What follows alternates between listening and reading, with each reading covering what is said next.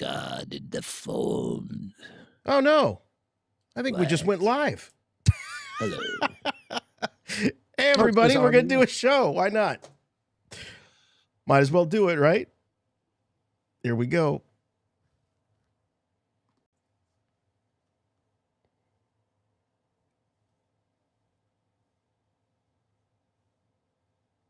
Defective clones with desirable mutations. They call themselves the Bad Batch. The Bad Batch. This is the Bad Batch After Show.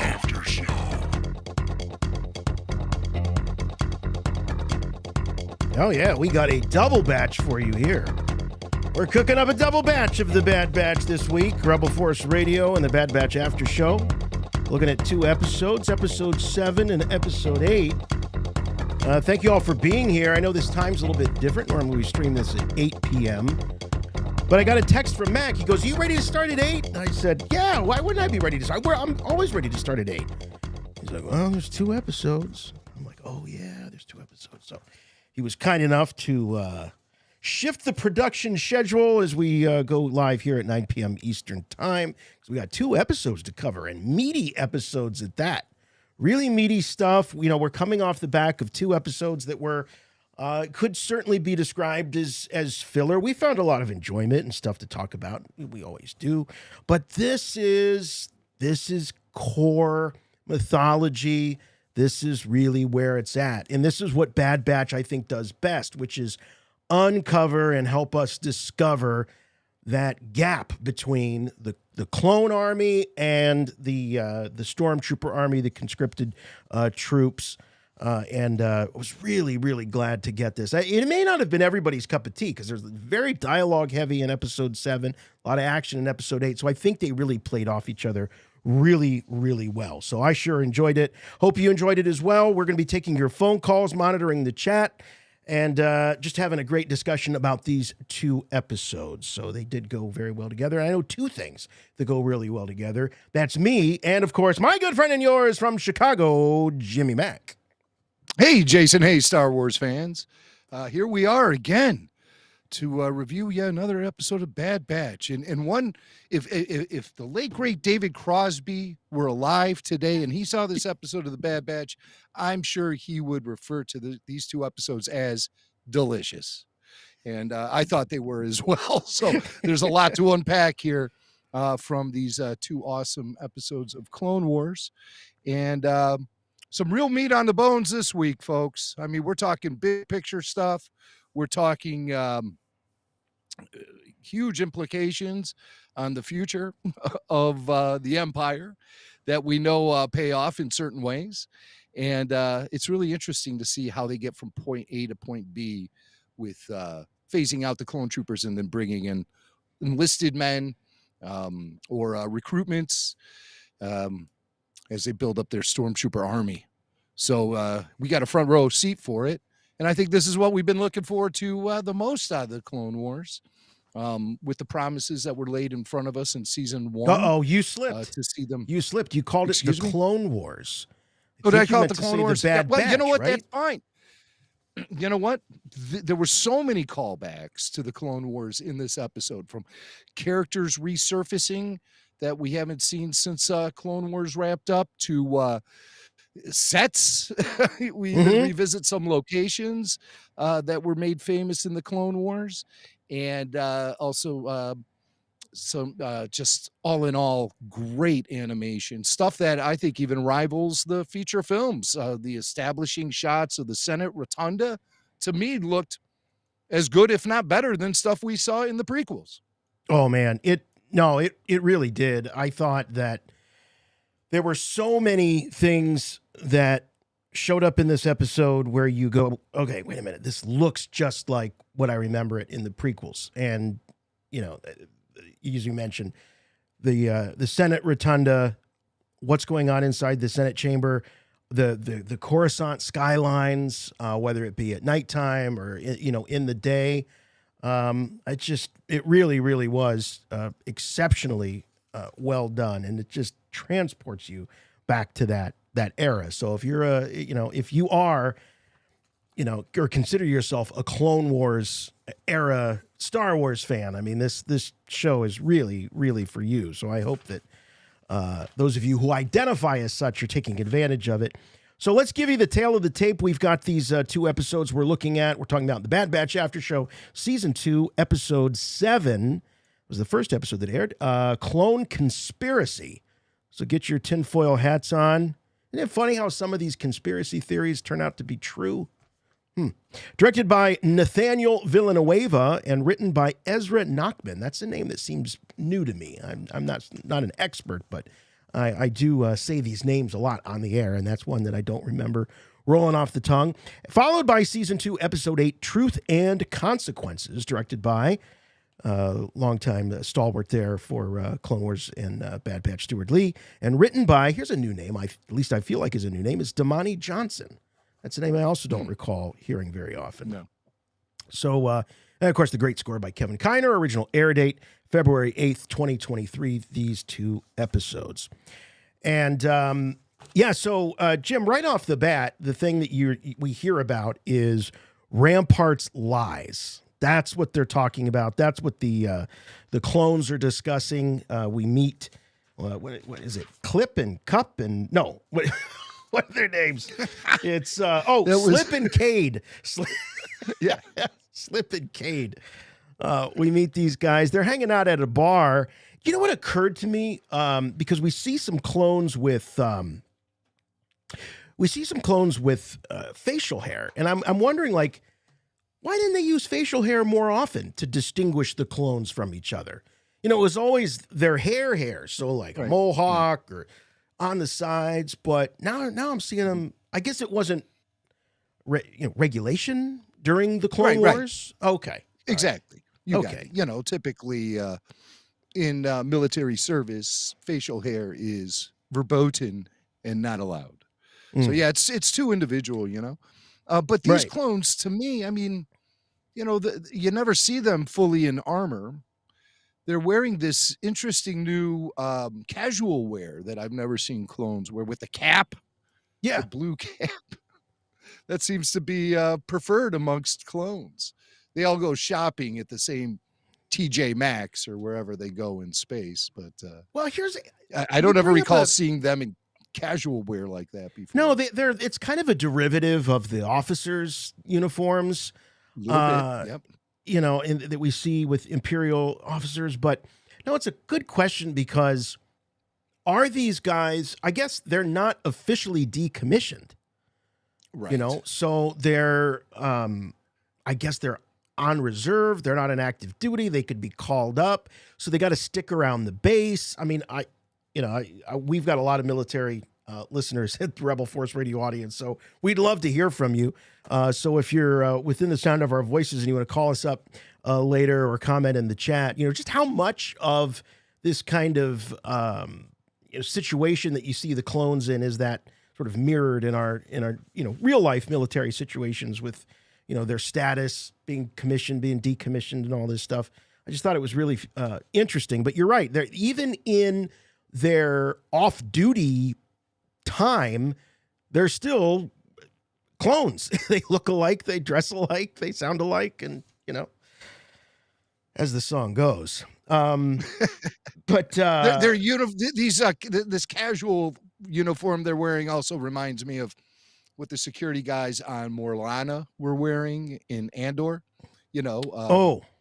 Cyril and the guys. Yep, it's kind of similar.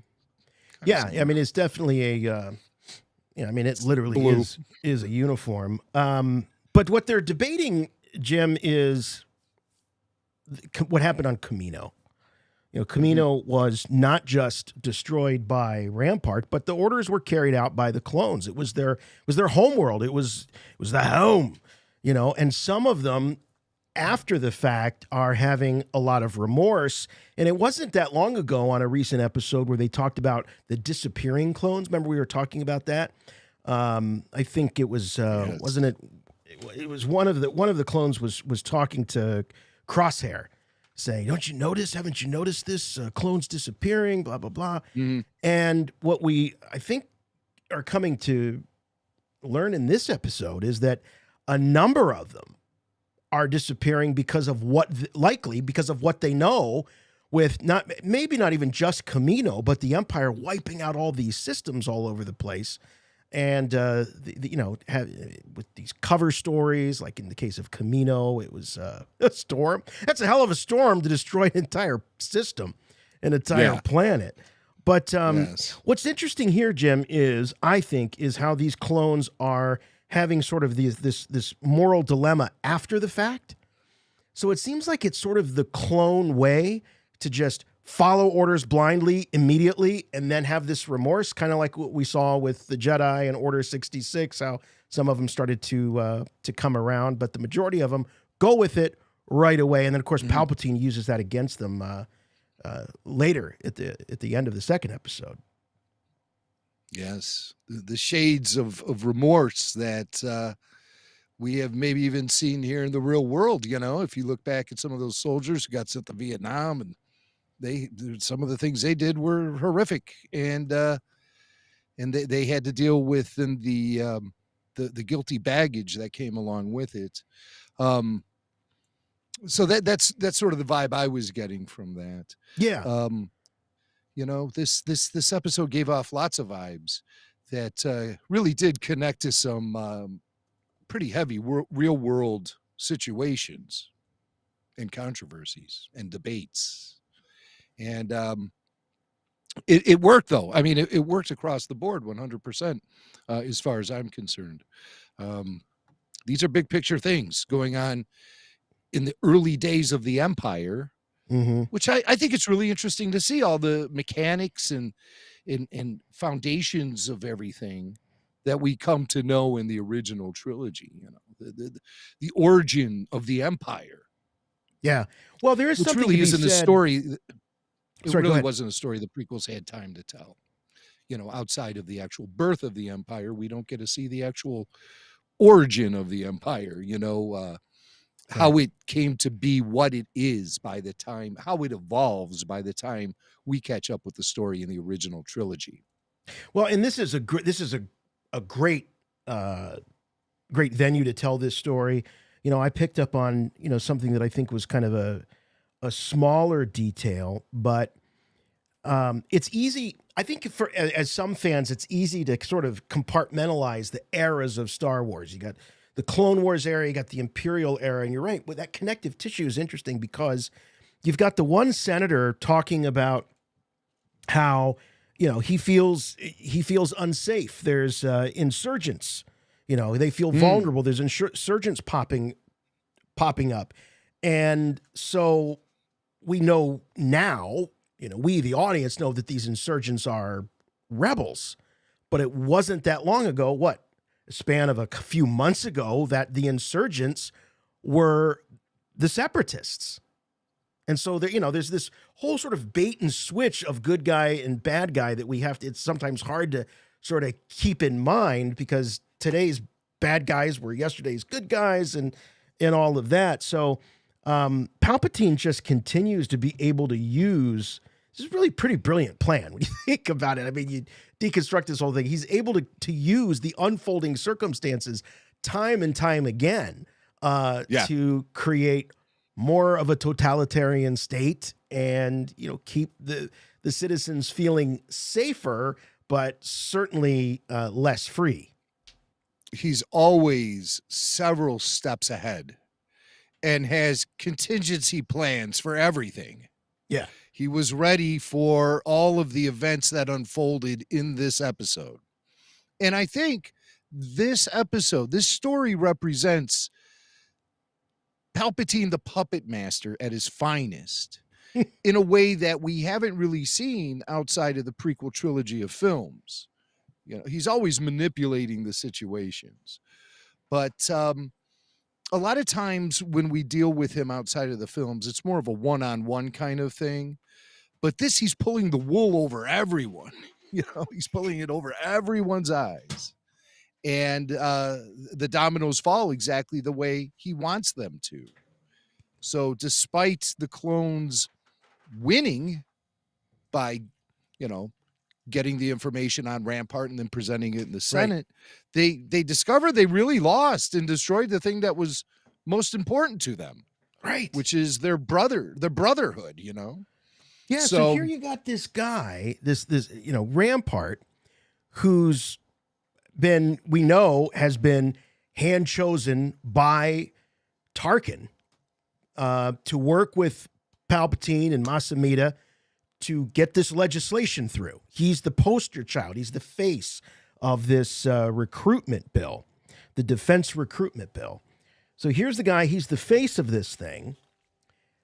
He ends up being disgraced in front of the entire Senate, yet his bill that he was proposing, passes or Palpatine. I mean, I think we're led to believe that either Palpatine's going to do it by some sort of executive order or his influence, him throwing his hat, of support, his robe, his hood of support. Put it to a vote. I thought it was being put to a vote. They mentioned over and over again that it's the day it's going to be voted. Yeah. But when Palpatine shows up, you don't see them voting on it. Palpatine just throws his support behind it. Yes, he manipulates the situation perfectly, and he also does give his ringing endorsement to the bill as well. Right. And also, politically speaking, that applies pressure on many senators who want to remain in Palpatine's good favor.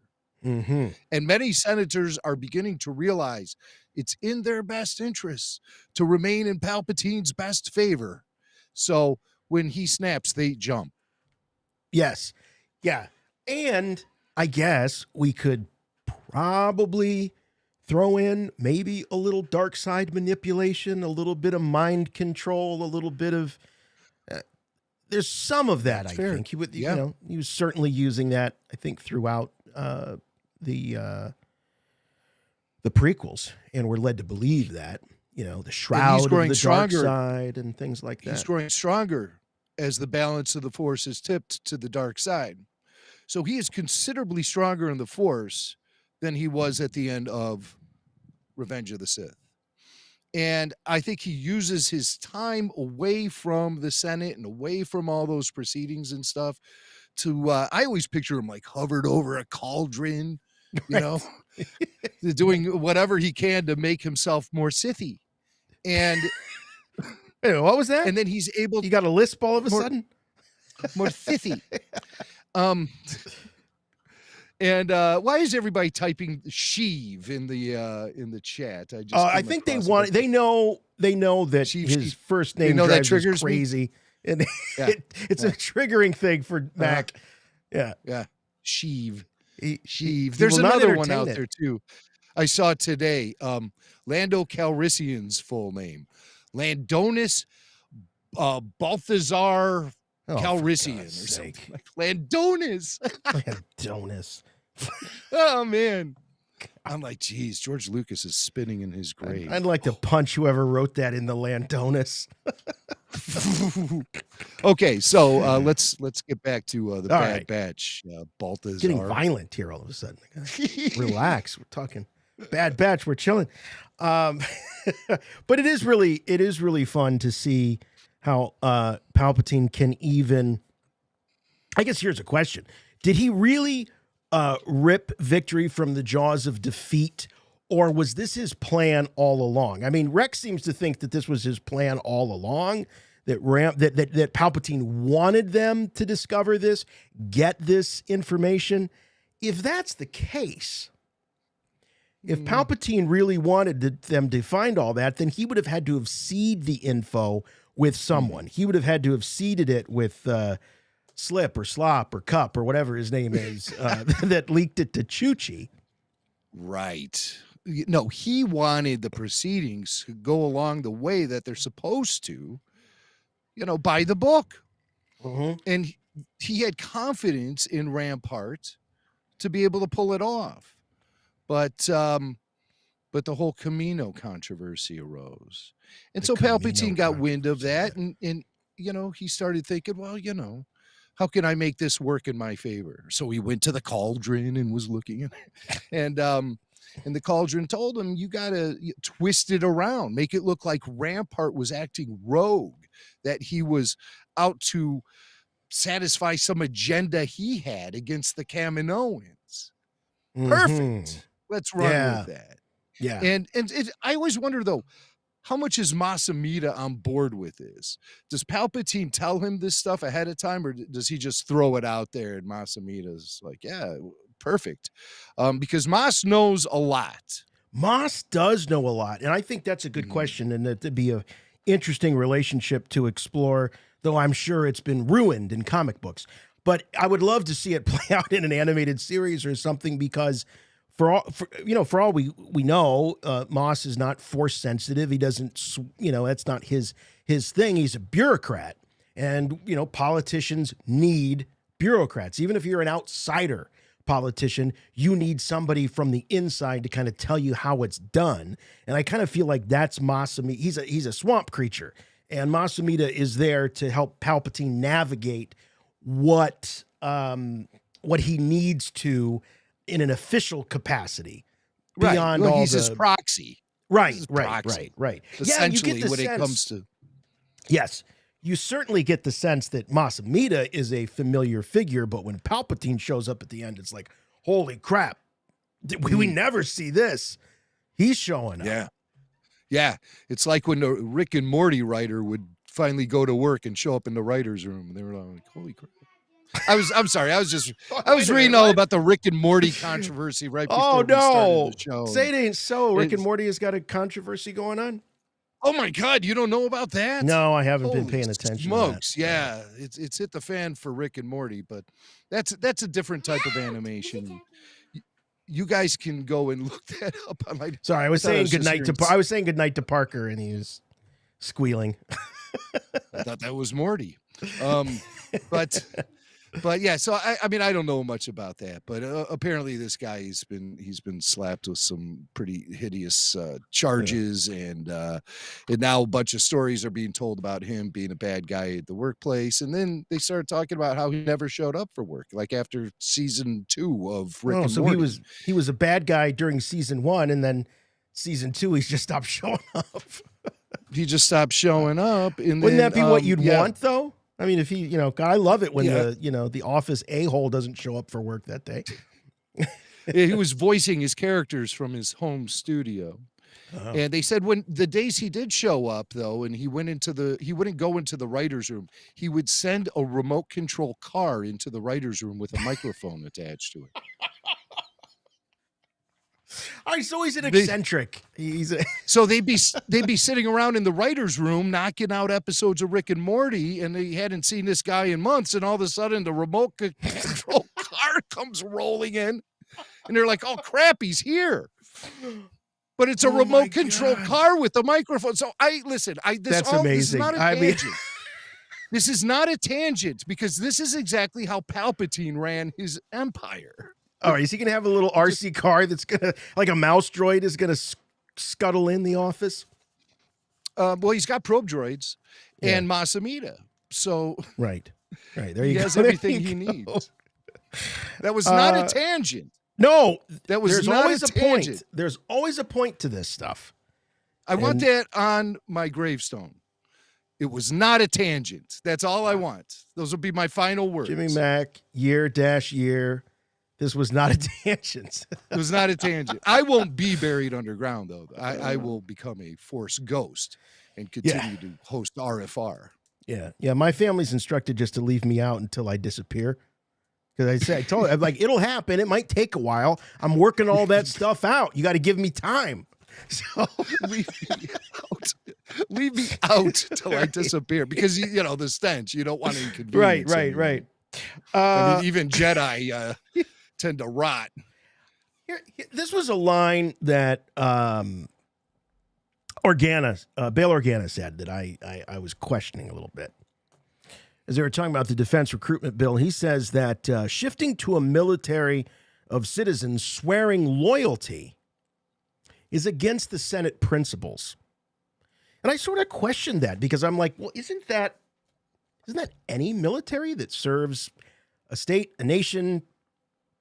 Why would that be against Senate principles. So then I started thinking back, and I'm like, well, it was very controversial for Palpatine to commission the clone army. So clearly, the history of the Republic would suggest that any kind of organized military was off the table. It was not something they were going to consider. So I'm thinking that's what he was talking about. Yeah, I mean, the Republic existed for thousands and thousands of years under the watchful eye of the Jedi Knights. Now the Jedi have been eliminated. Who's going to protect the Republic? Or the Empire now? Right. And this Empire where fear is being pumped into the mainstream of society. People are now conditioned to be afraid.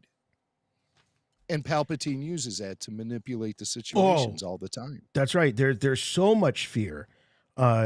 It's in the Senate. Like I said, they're talking about feeling vulnerable against these insurgents and all of that. Yes. So it's the same thing that Mahdi says at the beginning of A New Hope, when he says, we're vulnerable. And then Tarkin says, we have nothing to worry about. We have the Death Star. He says, fear will keep the systems in line.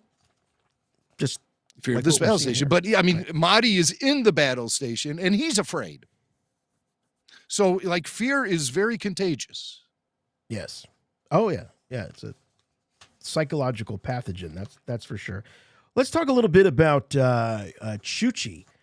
I looked up Chuchi. It's been a while, and the name was very familiar, and I know why now. I mean, we're talking about, a dozen, if not more, episodes of the Clone Wars Chuchi featured in. Yeah. Oh, yeah. So she showed up a lot. She's a Pantoran.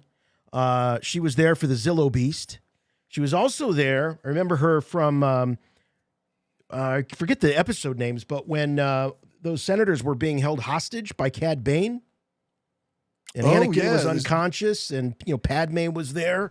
They were holding them hostage because they wanted to negotiate the release of Zero.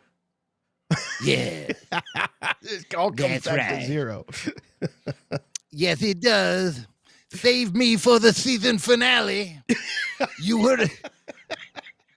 You want big ratings? Pull out Zero during sweeps month. So yeah, it was. I believe the episode was Hostage Crisis. Yeah, that's Hostage Crisis. Yes, with Zero.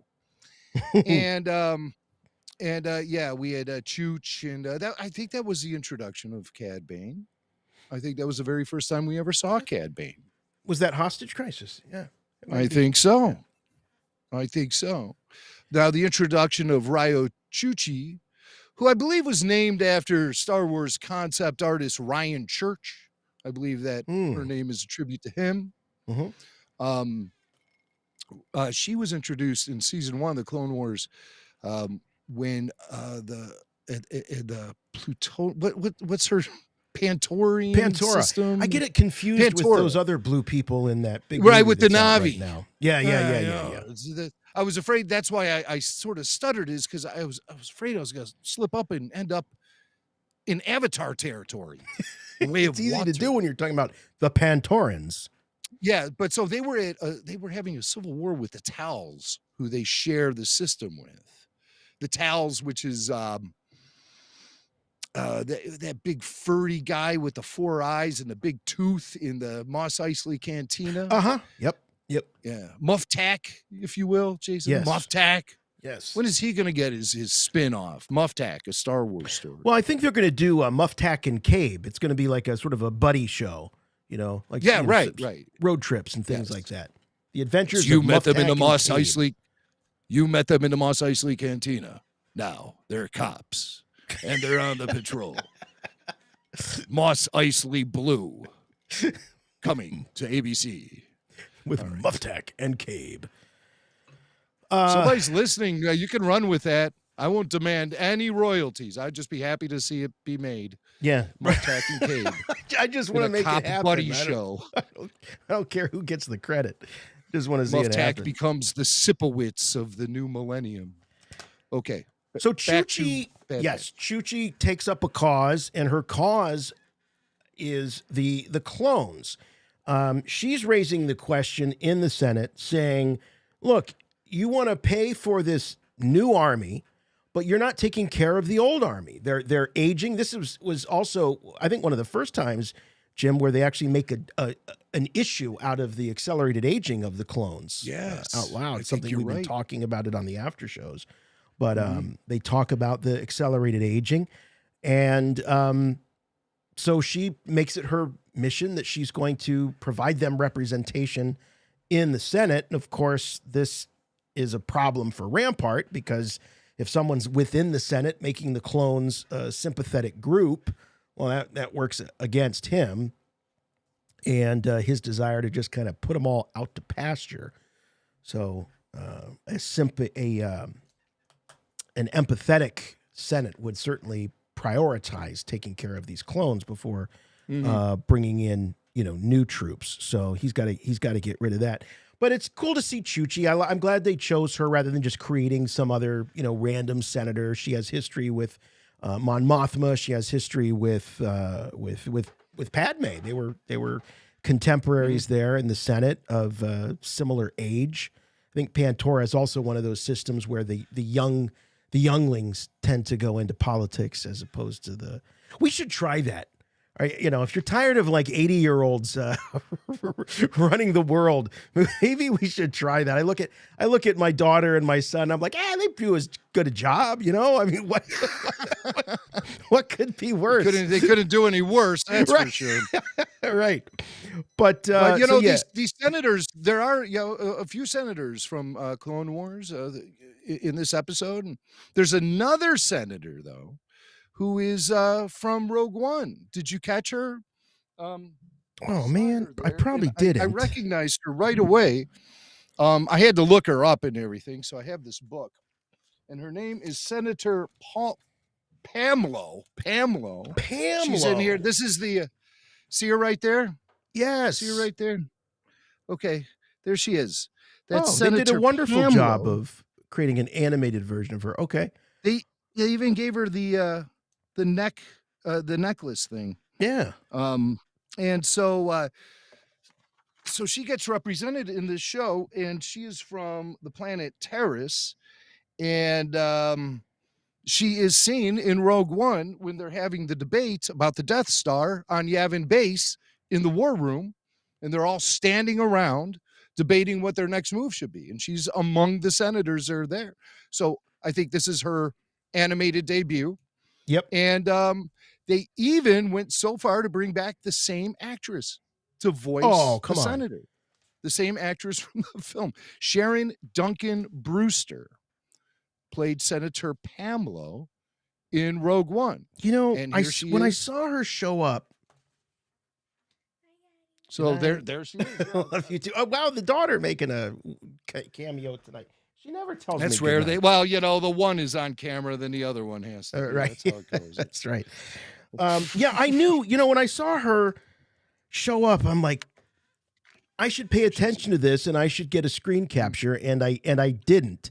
And I'm kicking myself now why I didn't do that. But there she is in one of the, is that the, what book is that? This is the Rogue One visual. The visual guide. Okay. Ultimate visual guide. Yeah. Swank. Ultimate.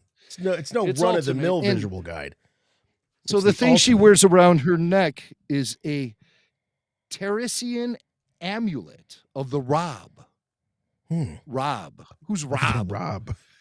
The Rob abides. But they did a great job. And I like how they can now cherry pick from the newer films and drop in these characters, and so give them more background. So when we catch up with them in Rogue One, we'll be like, oh yeah, Senator Pamela, I know all about her.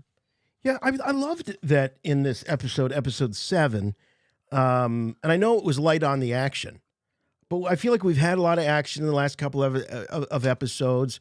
I like that it was expanding the world and giving us a close-up view of what's going on in the Senate. I mean, isn't it? This is the ultimate irony, right? The the politics and the Senate stuff was, what was so controversial at the time when the prequels were coming out. They said, "Oh, kids don't want to see this stuff." But now here I am. I'm like, yeah, the Senate Rotunda. Oh, it's been forever. Can I hear more about this legislation? Yeah. It's like old man Star Wars. Yeah, that did happen. Right. It did happen. So it's funny how this stuff, see, this is what I've been talking about forever. And I said it back then when everyone was crapping all over the films. I'm like, don't you worry about it. These prequels are going to age gracefully. And they have.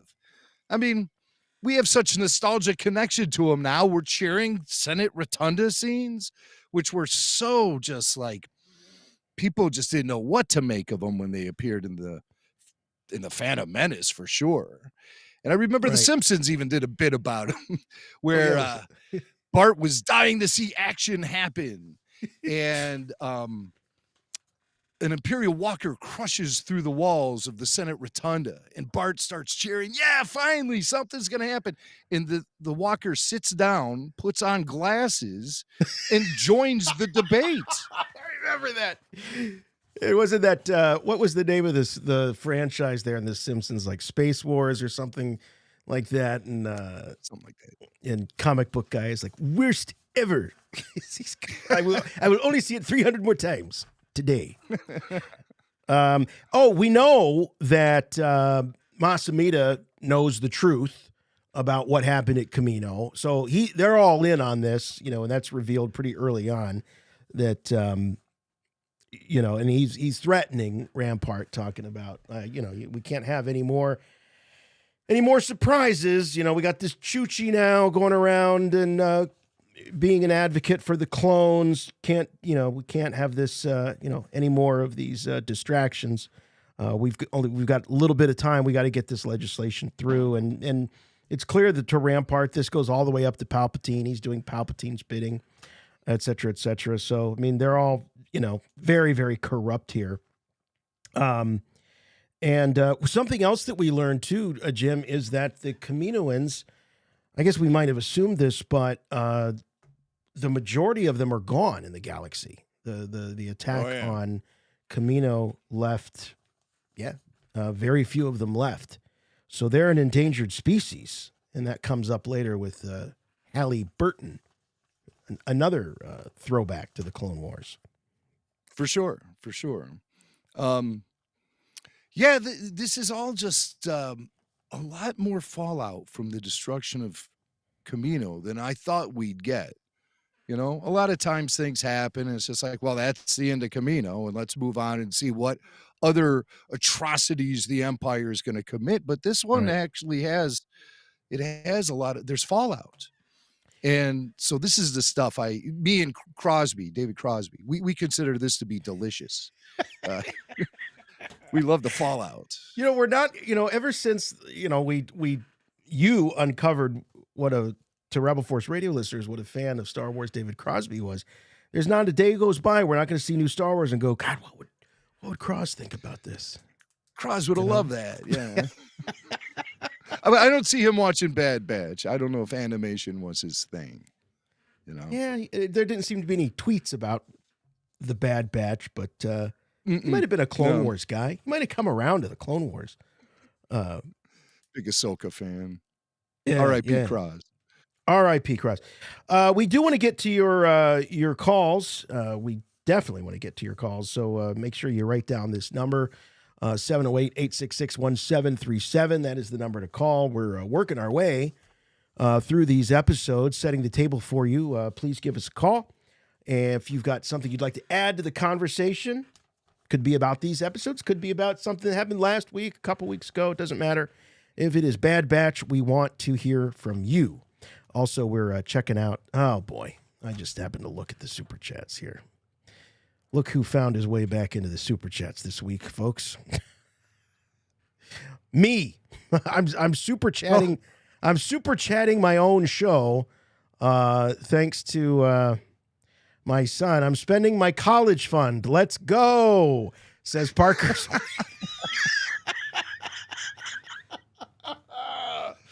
Oh, no, we're not. Parker, go to bed. Yeah, go to bed, please. We're not encouraging this. Hilarity. Thanks, me, for the for the super chat. Yeah, that money's all going to me. I'm gonna That's take right. those $2 and have me a good weekend. Let me tell you. Oh yeah. So Bail Organa. Now this is something that I don't think we've ever actually seen, which is sort of a recruitment. This is sort of Bail. I think, at least I interpret it this way, is that Bail is kind of sending some signals to Chuchi about what's going on. He says that, clones' rights is just part of a larger picture. The Emperor is scared of these insurgencies. I interpreted this as he's kind of dangling, just seeing how she responds to these things, so that maybe she's going to become a rebellion sympathizing senator. Yeah, he can sense that she's one of them and could potentially offer a lot to the rebellion. He has recruited Ahsoka, of course. I don't know if by this point, because it's so hard to tell when Star Wars Tales hits on, that Tales of the Jedi that came out, and Bail had picked up Ahsoka and took her away from farming life.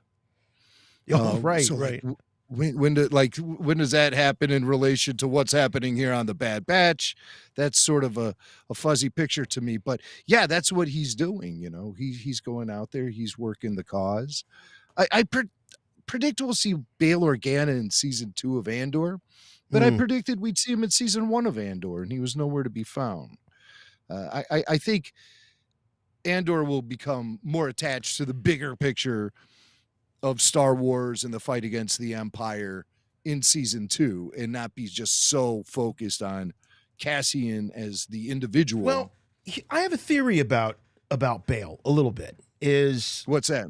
Well, how do you think Luthen would feel about this? I don't think Luthen would agree with Organa having these conversations in the hallways.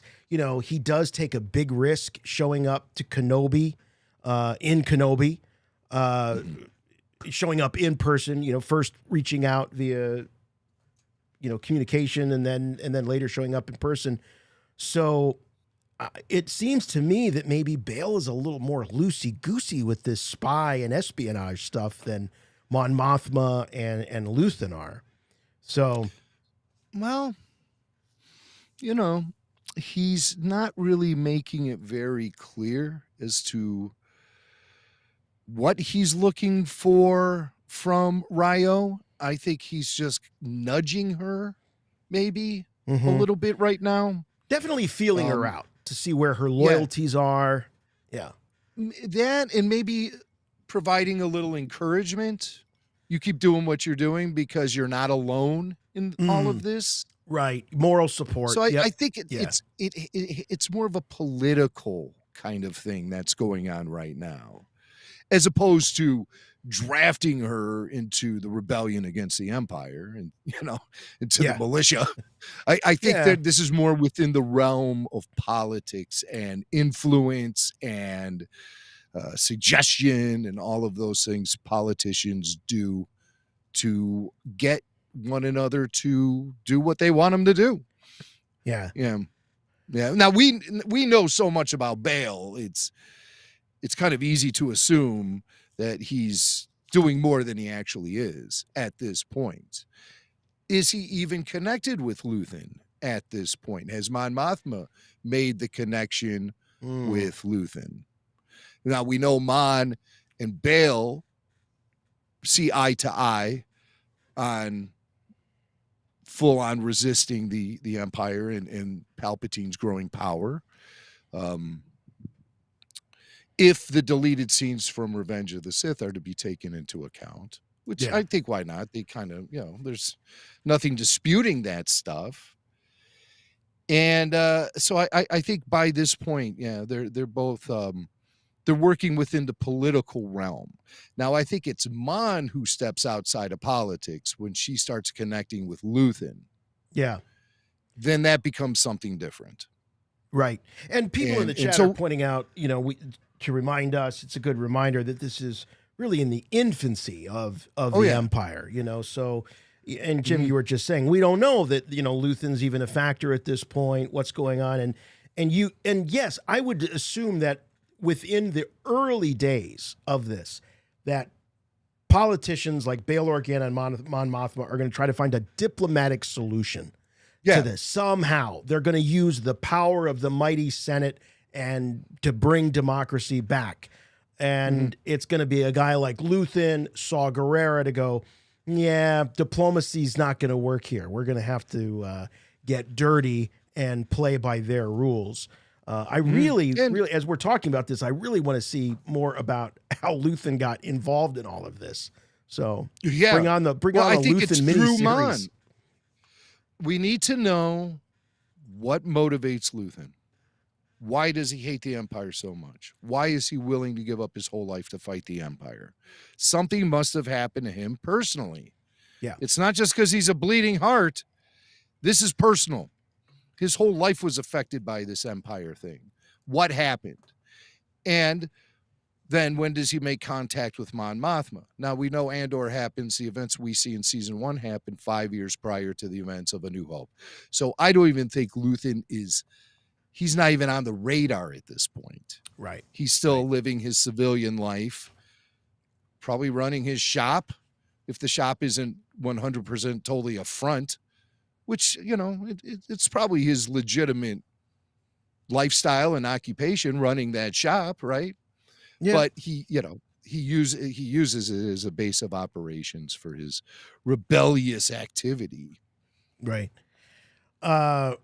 Boy, did Rex have a cool entrance in this episode. I love that. I love that.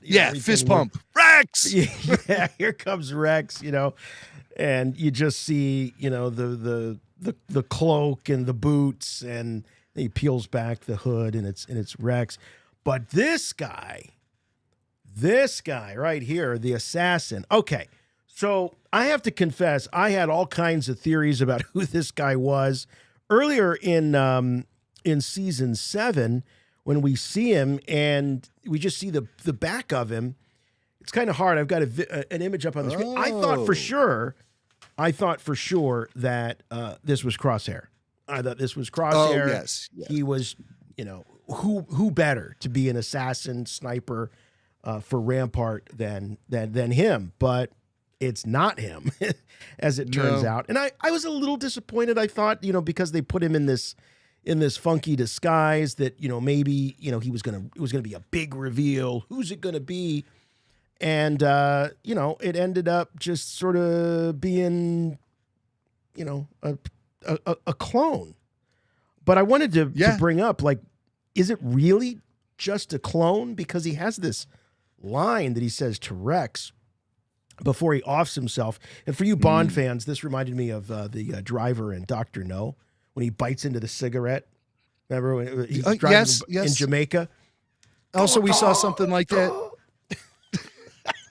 We also saw something like that in Mandalorian season 2 with the Imperial captain on board that Star Destroyer, that's right. Bo-Katan. And you remember the very tan Imperial captain? He had yes. He had the electrified tooth implant or whatever they have. It was cool, but he says in Bond, the mouth foams up. Oh yeah, he gets right. The foamy mouth. Right. These guys get the full shock treatment. The shock. It was. I don't. Now that you mentioned it, now I'm having flashbacks of that Mandalorian episode. But he says something kind of chilling to Rex, and his whole delivery is very, almost like he's possessed or something. He calls Rex limited. He says, "You're limited. I'm a believer." Yeah. So, and then they kind of dropped it. We go into the next episode, and it's not really picked up. But I was thinking, wait a minute, is this some sort of like subset of clones, like deep loyalists? These are like Palpatine loyalists. It just seemed to have a certain more weight than just a run-of-the-mill clone. So I was questions I have are like, why wouldn't they make it Crosshair? Why wouldn't they make it some clone of Consequence? It's an unnamed clone, but he has such a creepy vibe. Yeah. Yeah. I had a lot of questions. Well, about what does that. he represent? I mean, he says he's a believer. And what's Right. on the table? What's on the table on this whole episode is the phasing out of the clone troopers and the introduction of the stormtroopers. Right? So maybe this guy believes in that, even though he's a clone. That's why he's so specialized. He found himself a new gig. While Why the would a other clone, though? Why would a I clone don't know. be I don't know. fighting for the decommissioning of other clones?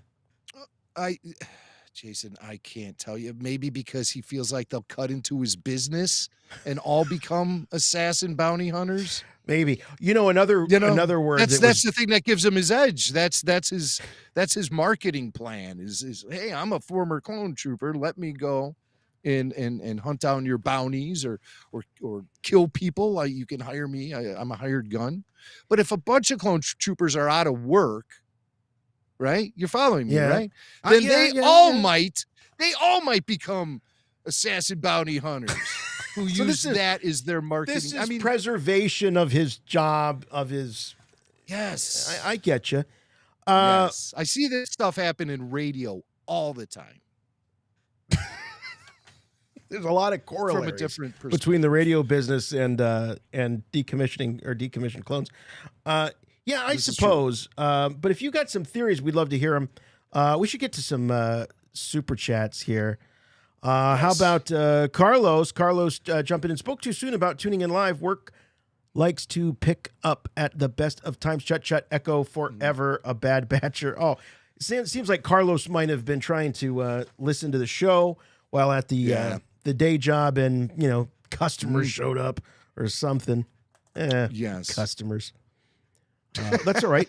You can check us out on podcast. Here's our buddy Jeff Holland. He's always very supportive. Jeff, you're so generous. Thanks, buddy.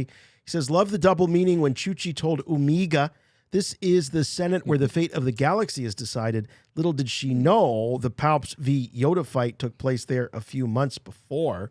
RFR number 1. Thanks, buddy. Yeah, I was getting all kinds of kind of goosebumpy moments seeing Omega in the Senate chambers, thinking, gosh, she has no idea what had just happened here, So it's cool to be on the other side of all that. Sal B. Crumb. The first thing I thought of was, wow, they fixed the place. They repaired the damage. Yeah, do you think that And how was that Yoda's explained? claw marks are still on the one pod? Do you think they buffed That's those insane. out or got a replacement? The trim, did the ET senators show up and were like, look at this. What happened to our pod? Our pod got trashed. Our pod got trashed. It's like, oh no, I left my Reese's Pieces on that one. Damn it, Damn it. Well, somebody better phone home and get us a new pod. Okay, enough. That's an episode right there. Hey, guys, write that up. Reese's Pieces, ET senators. Here's Sal B. Crumb. He says, Sheev's out here playing chess while everyone else is playing checkers. Yeah, absolutely. Do you think we're seeing more seeds planted for an upcoming Clone Trooper revolution? Hope so. Hashtag Avenge Zero the Hutt. Jim, this is something that you've been kind of advocating for, that we might see Bad Batch turn into kind of a second front or a second clone war where you've got the stormtroopers versus the clone troopers. This does seem like it might be feeding into that. When Palpatine wants to get rid of a large group of people, he orchestrates a war. And so I don't think we're dealing with 20 years of peace between the end of the prequels and the beginning of the original trilogy. I think we're going to see yet another war, another clone war. And this will be clone versus human, clone versus stormtrooper. Right. That's exciting. Right. That's good stuff. That's inspired. I like that. Yeah, no, I think it would be great. I think it would be great. And then it just makes sense with, the Clone Wars Yes. plural. I know that there's ways to look at that outside of the big Clone War, and it was happening on many fronts throughout the galaxy. So it was the Clone Wars. Right. Yeah, you can retcon that stuff, but Yeah. We don't talk about World Wars twos. no, we don't. No. Salby Crumb. Oh God, Salby Crumb. Come on, man. You're very kind, very generous. When Omega's meditating and says, Gunji taught me, but it doesn't work for me the way it did for him, do you think that kills the theory of her being force sensitive? Well, we might as well get into that, because this scene of her meditating at the beginning, I was like, when I saw that, I thought, oh God, here we go. This is it. This is the march to Omega being force sensitive. But that line does indicate that it's not working. However, I want to throw one other thing before you react to this, Mac, and that is at the end of the episode, when Echo is leaving, he says what? He says, keep up with your training. Keep up with your training. I'm just throwing it out there. Is it possible that Echo knows something, or he senses something? He spent a heck of a lot more time with Jedi than any of the other Bad Batchers. Does he recognize or sense something in Omega? I wouldn't rule it out, but I think he's just talking about combat training and the lessons she's learning from her big brothers in the Bad Batch. But I did think to myself, oh, there she is meditating.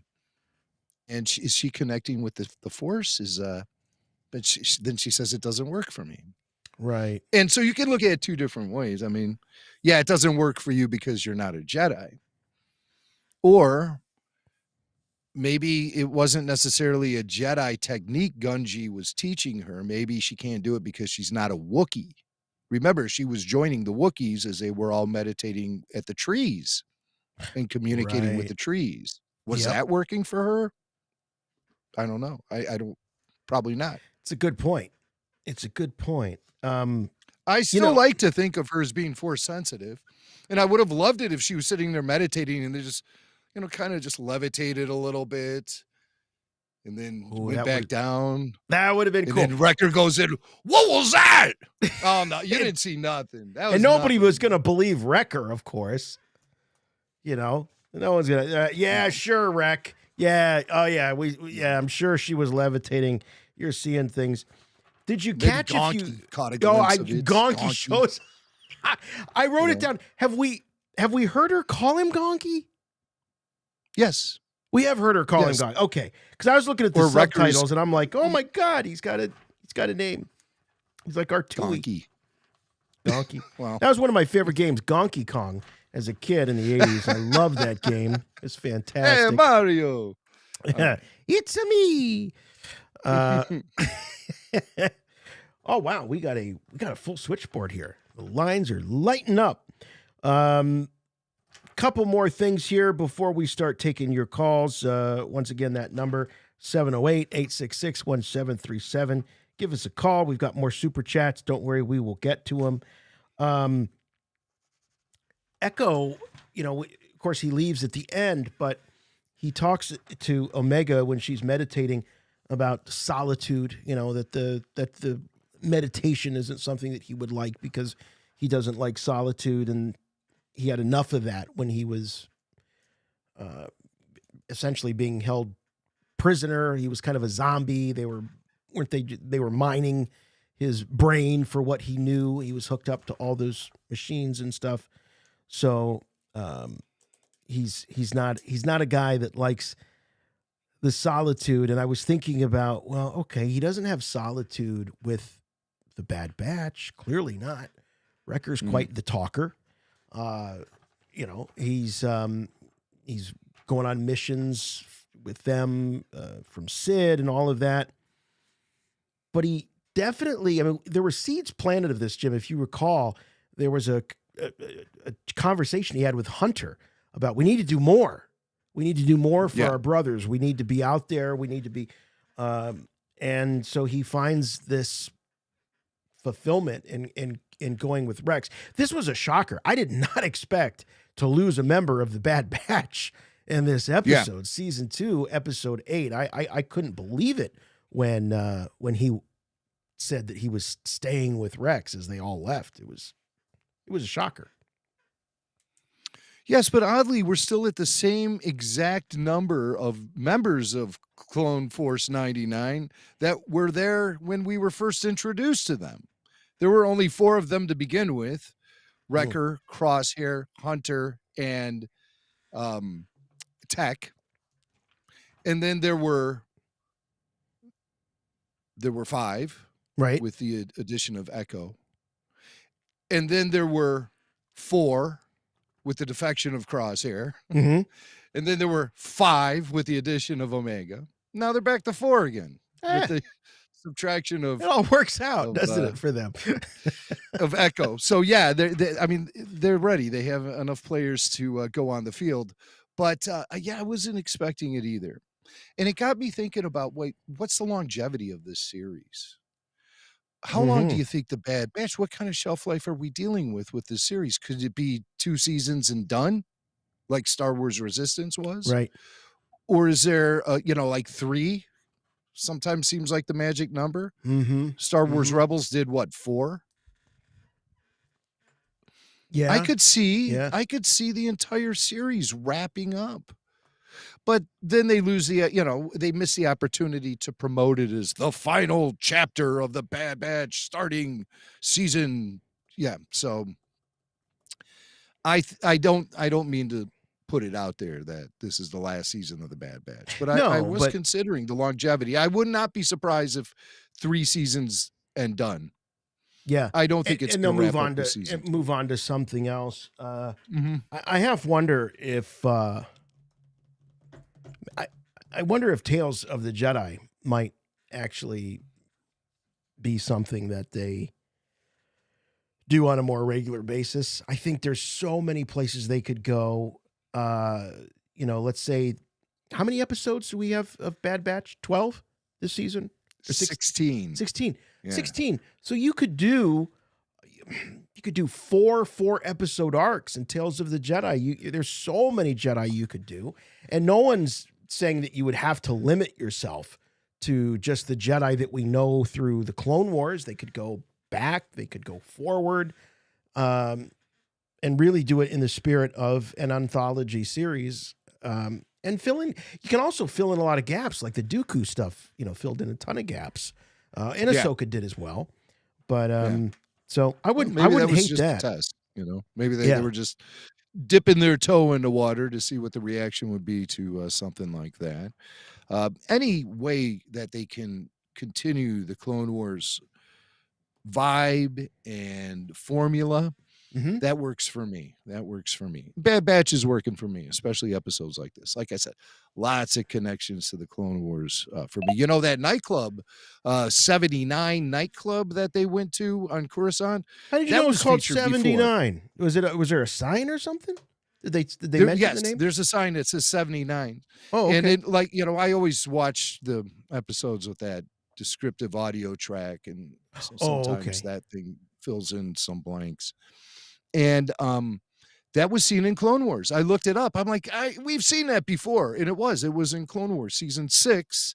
It's a clone hangout. That's like the clone bar, and that's where Tup was on the run. No, not Tup. Fives. That's Fives. He was hanging out at that bar, and I think he connected with Captain Rex there. I did not have time to go and rewatch old Clone Wars episodes today to confirm this stuff, but I did look up 79. You didn't go down the Clone Wars rabbit holes today? I wanted to. I wish I could have, but no, it didn't happen. But I did research that, and I looked it up. It's definitely from an episode of Clone Wars. So I just got a text from Parker. He goes, "Please let me call in. The chat will blow up." Like, no, you're not calling in. He's not calling in. No. Yeah, I mean, no. It's not happening. We got Kid Blake, and those are big shoes to fill. Right. No, there can't be two. You know? Speaking of Blake, he's on right now. Hello? It's time for Blake's Take. Hello? Hey, Hello. Blake. Hello. Hey, How you doing, buddy? I saw Parker was going crazy in the chat. Asking Yeah. for the number and everything. Yeah, I don't know where his mom is, but find out. So how are you doing? Did you like these 2 episodes? Good. Yeah, they were really good. Yeah. What are your thoughts about these and some of these crazy theories that you've heard Mac and me discuss tonight? I'm going to say something I realized. Why do they just have Omega just randomly walking around? You know, like anybody Yes. could see Omega because they know she's gone. And they're just casually just letting her roam the halls with her. With Chuchi. So she's hanging out with That's- Chuchi, Yeah, Chuchi. who already we know has eyeballs on her. There's people watching her. So here she is with Omega, who is a fugitive, or at least someone that the Empire has their, at one time was interested in. Yeah. think I was Mac wondering the agrees with same you. thing. Just made, Nobody bats an eyelash because it just as Chuchi is walking around the Senate hallways with Omega. Not even Rampart. He's like, hey, what's up with the kid? So I wonder how many times kids are seen walking around the hallways of the Senate Rotunda. As they say earlier, you have to have official clearance. You need credentials to be able to get in there. You have to have a membership card, at least. And Tech was able to forge documents for Omega. But how do they even explain the fact that she's a child? Could it be, and they could maybe frame it Yeah, as, hey, this is an that don't really make educational sense. thing. I Maybe wish maybe there she's was on a just a field little trip. something in there. Yeah. my kid's about to go to Washington, D.C., so maybe this is this is the 8th graders going to Coruscant, and But we also see yeah, that I guess that could be a way that it could be Omega could be able to just roam in the halls. It's just a field trip. yeah, with she's a a a field tourist. trip, right?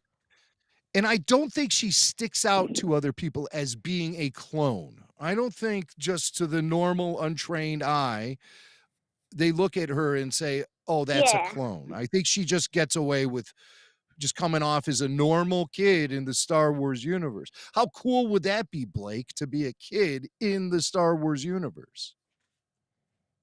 That would be epic. It would be epic. That'd be the That's funnest right. thing ever to do. To just go around the planet to planet with like lightsabers and blasters, just fighting probe droids and clone troopers. That would be If fun. I would anything, be that's happy just with just awesome. a field trip to the Senate building myself. That would blow me away, and I'd be good with it. Plus, it's safer. Yeah. Yeah, it'd be fun, but I don't want to have to listen to all the boring talks that they do.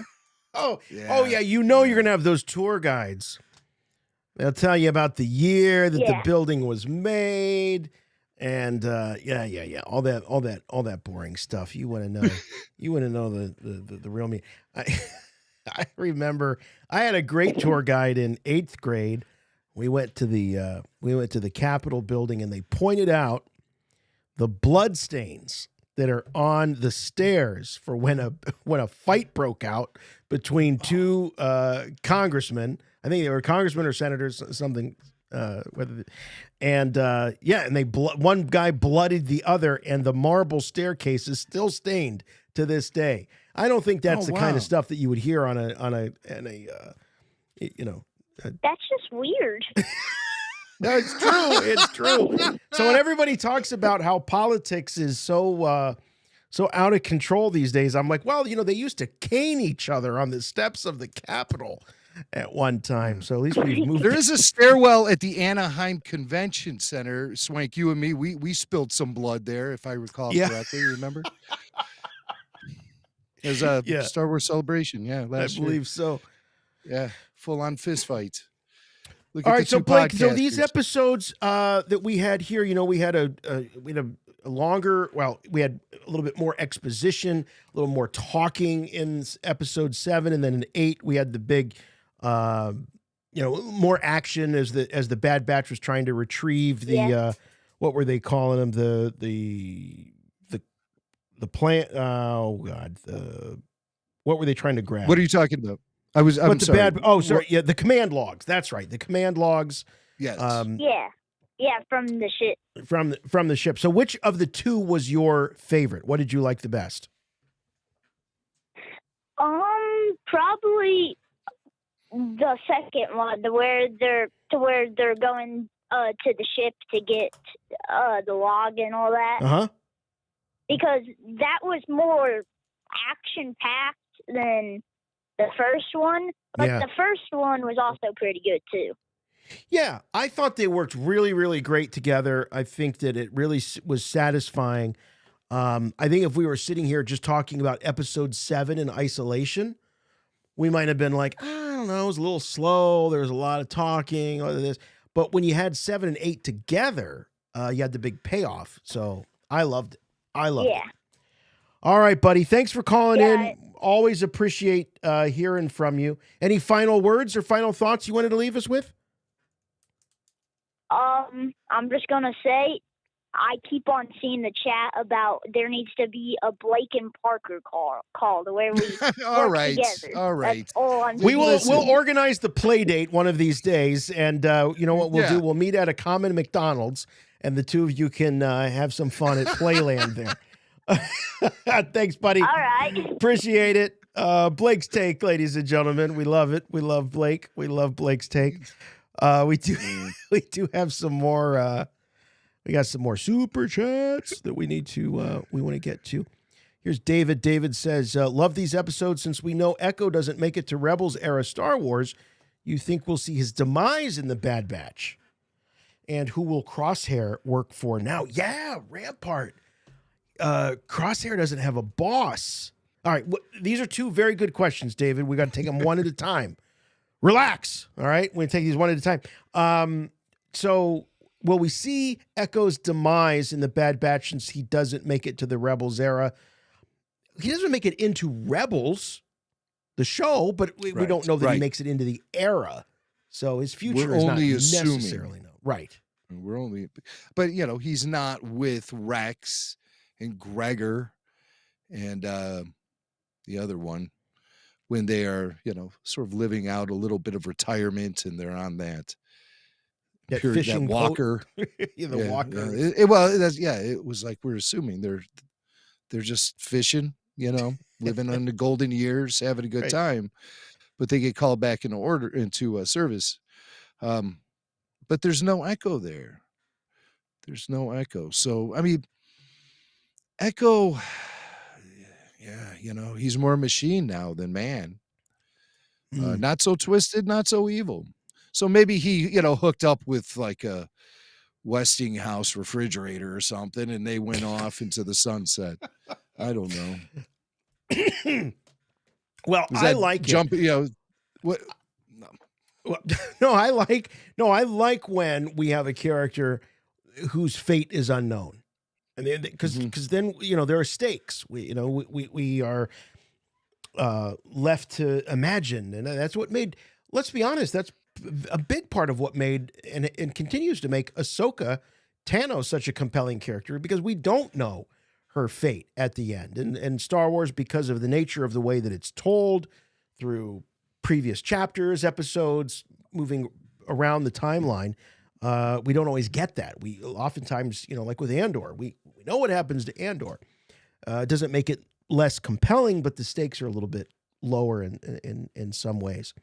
Let us, now we promise, as we say here, that Patreons get moved to the head of the line. So let's go with Joel. Joel is a John from New York.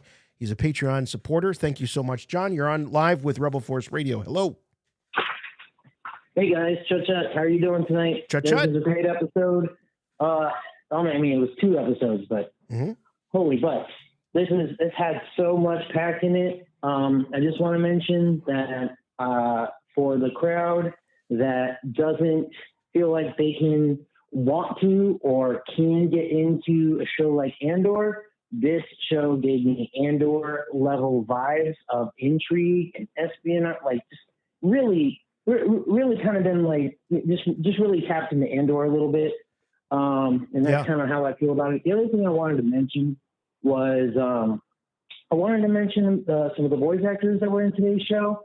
I don't know if you guys talked about this at all yet, but Jennifer Hale is one of my favorite voice actors. She played Chuchi, the senator, and Phil Lamar, of course, back as Bail Organa, always knocking it out of the park. I wanted to mention that both of those voice actors, you guys had mentioned about a planet called Terrace earlier, and how one of the other senators, I think that showed up, was connected to Terrace somehow. So the mentioning of Terrace, as well as Jennifer Hale and Phil Lamar being in the show, there's a Star Wars: The Old Republic, Knights of the Old Republic connection with those three things. Okay. And and for anybody that enjoys Phil Lamar and Jennifer Hale in doing Star Wars, if you guys would enjoy the Star Wars: The Old Republic, that stuff is packed within this voice as voice actors. Jennifer Hale and Phil Lamar, they're really in that. Like that is they deliver some really solid Star Wars in that as well. And then the last thing I wanted to mention was that I really feel like who else thought that sniper guy, at the beginning of the in the first episode, who else thought that might have been Crosshair? At first, I thought it was Crosshair. Absolutely. Crosshair. Yeah. Dude, from the get go. But that's all I'll leave you guys with. I'll take my answers off the air. Thank you so much. Thanks, buddy. buddy. Doing a great job, and it's with you. Hey, thanks for the support. Really appreciate it. Yeah, I was totally in that camp. I thought it was Crosshair. I'm still questioning a little bit why they didn't make it Crosshair. I feel like there's got to be some sort of payoff to this assassin clone who's the believer and who looks so kind of devilish at Cody. That was the other, Rex. That was also kind of cool. Like he knew who Rex was.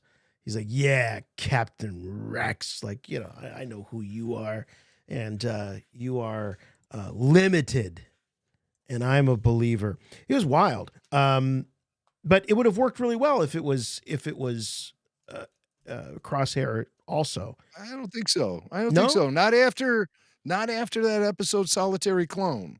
I don't think that Crosshair fits the mold to go out hunting down innocent senators right now.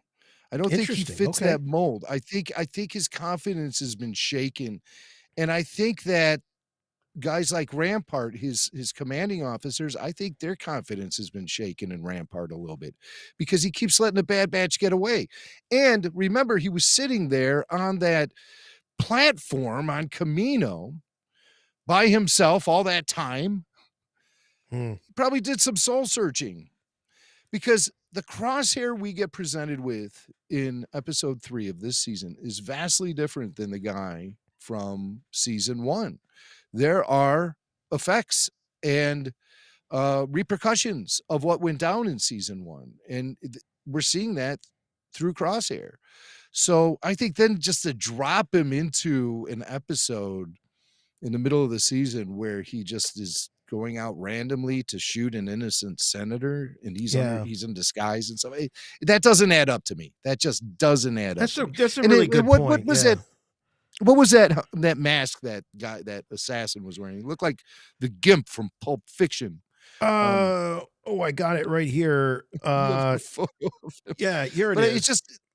It's just, I mean, I have to admit, my knee-jerk reaction was like, oh, Crosshair. But then I was like, no, this can't fit Crosshair doesn't fit this mold anymore. Yeah. There's something, and I don't think something Crosshair different would have about worn a mask. Unless they wanted to do a big reveal to us as audience. Right. But as you're saying it, I'm like, Crosshair would have just been. out there, doing his sniper thing. It's what he does. He wouldn't have to hide. But it is interesting, that this clone, as familiar as that face is throughout the galaxy, felt felt the need to hide. Like, who would have known which clone it was if right. if he that wouldn't have wasn't been me. masked? Well, they do have ways to be identified, which Yeah. really hasn't been totally revealed, or has it? I don't know. Well, their It number. obviously well, they have that, but remember they say that this clone, his number had been wiped Yes. or Right. erased, and Tech was like, I didn't know that was possible. Well, it is. And how does that get read? Is it a tattoo? Is it some sort of A chip? thing that comes out of the chip, some sort of like thing you could scan? Right. Like your dog? Like when you go to the grocery store and they rub the expensive carton of eggs over the thing and it beeps. Are clones like that? Can you scan a clone? Can you scan a clone? Right. Yeah. So we don't know how that actually goes down. In James Bond, they shoot something into his arm, and then they put his arm into a ring that's able to read the information on the chip. Right. Remember That's when the they did that in tracker. Casino That's Royale? Yep. That's the tracker. Yeah. But how do they read the identification of a clone, and how does it get erased? What's getting erased? Is it something as simple as tattoo removal, or is it reprogramming the chip? I think it's deleting the entry in whatever the database is that tracks all these guys. That's what I think. Well, I mean, that goes who along has the with access? the cover up. Right. But I mean, that's what somebody does if they're trying to cover up their past and hide their identity. But they also usually, change their name and stuff like that too. So Right. All right, we got a Patreon. We got Marty from Georgia. Georgia giving us a call here on Rebel Force Radio. Hello, Marty. Hello there, guys. Thank you for taking my call. Hey, Marty. Chut. Just want to comment on the soundtrack, because there's one recurring theme I remember hearing from my childhood, and it's the theme that they play with the Clone Army. And I hear it just so much in random Star Wars media, particularly in Bad Batch. And I heard it again when Echo was leaving. And it always just puts me in my emotions, just makes me nostalgic. And I'm loving the soundtrack of this show so much. And the show's been awesome. I love these 2 episodes. I only thought it was one, and it wasn't until I saw the announcement on Patreon that says double feature. I was like, I'm missing something here. No kidding. We were the ones that tipped you off that there were 2 episodes this week. It was a poster of Palpatine, and I was like, he wasn't in this episode. Right. Our thumbnail art. I was like, oh, thank goodness. Oh, that's I was great. like, okay, I'm missing something here. So, I just, the whole show, like I said, grew up a Clone Wars fan, and just, it breaks my heart to see the clones treated like this. Yeah. But I still very much am enjoying seeing it, and I also want to see a clone versus Stormtrooper throwdown. Yes. Those are just my thoughts on it. Yeah, us too, man. Hey, thanks for the support on Patreon. Thanks for calling.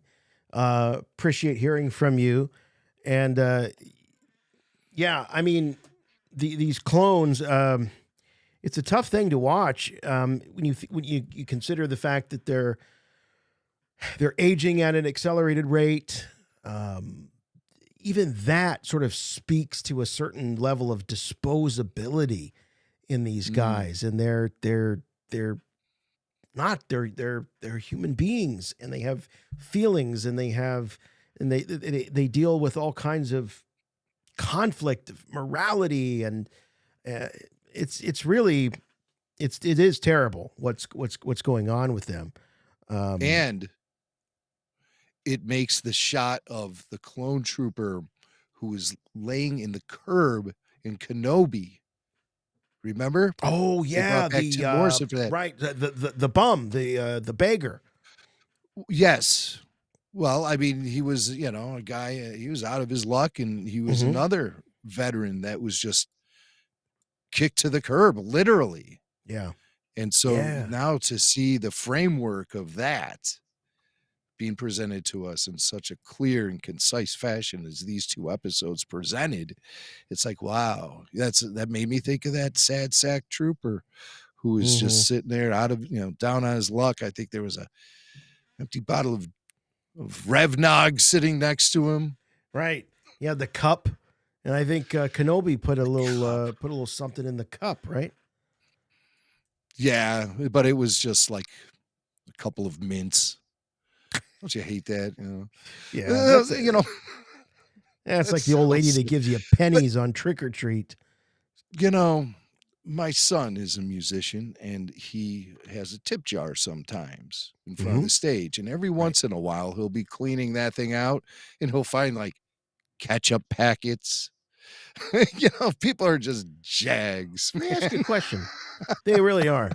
Because I had a band at one time too, and he spikes the tip jar at the beginning of the night, right? You got to put a few of your own bills in there because then that sort of motivates. I found that the nights that we would put it out empty, we didn't get it. It took a longer time for people to start putting something in. But if we put it out, with a $5 in there, few singles, then people started to get the picture.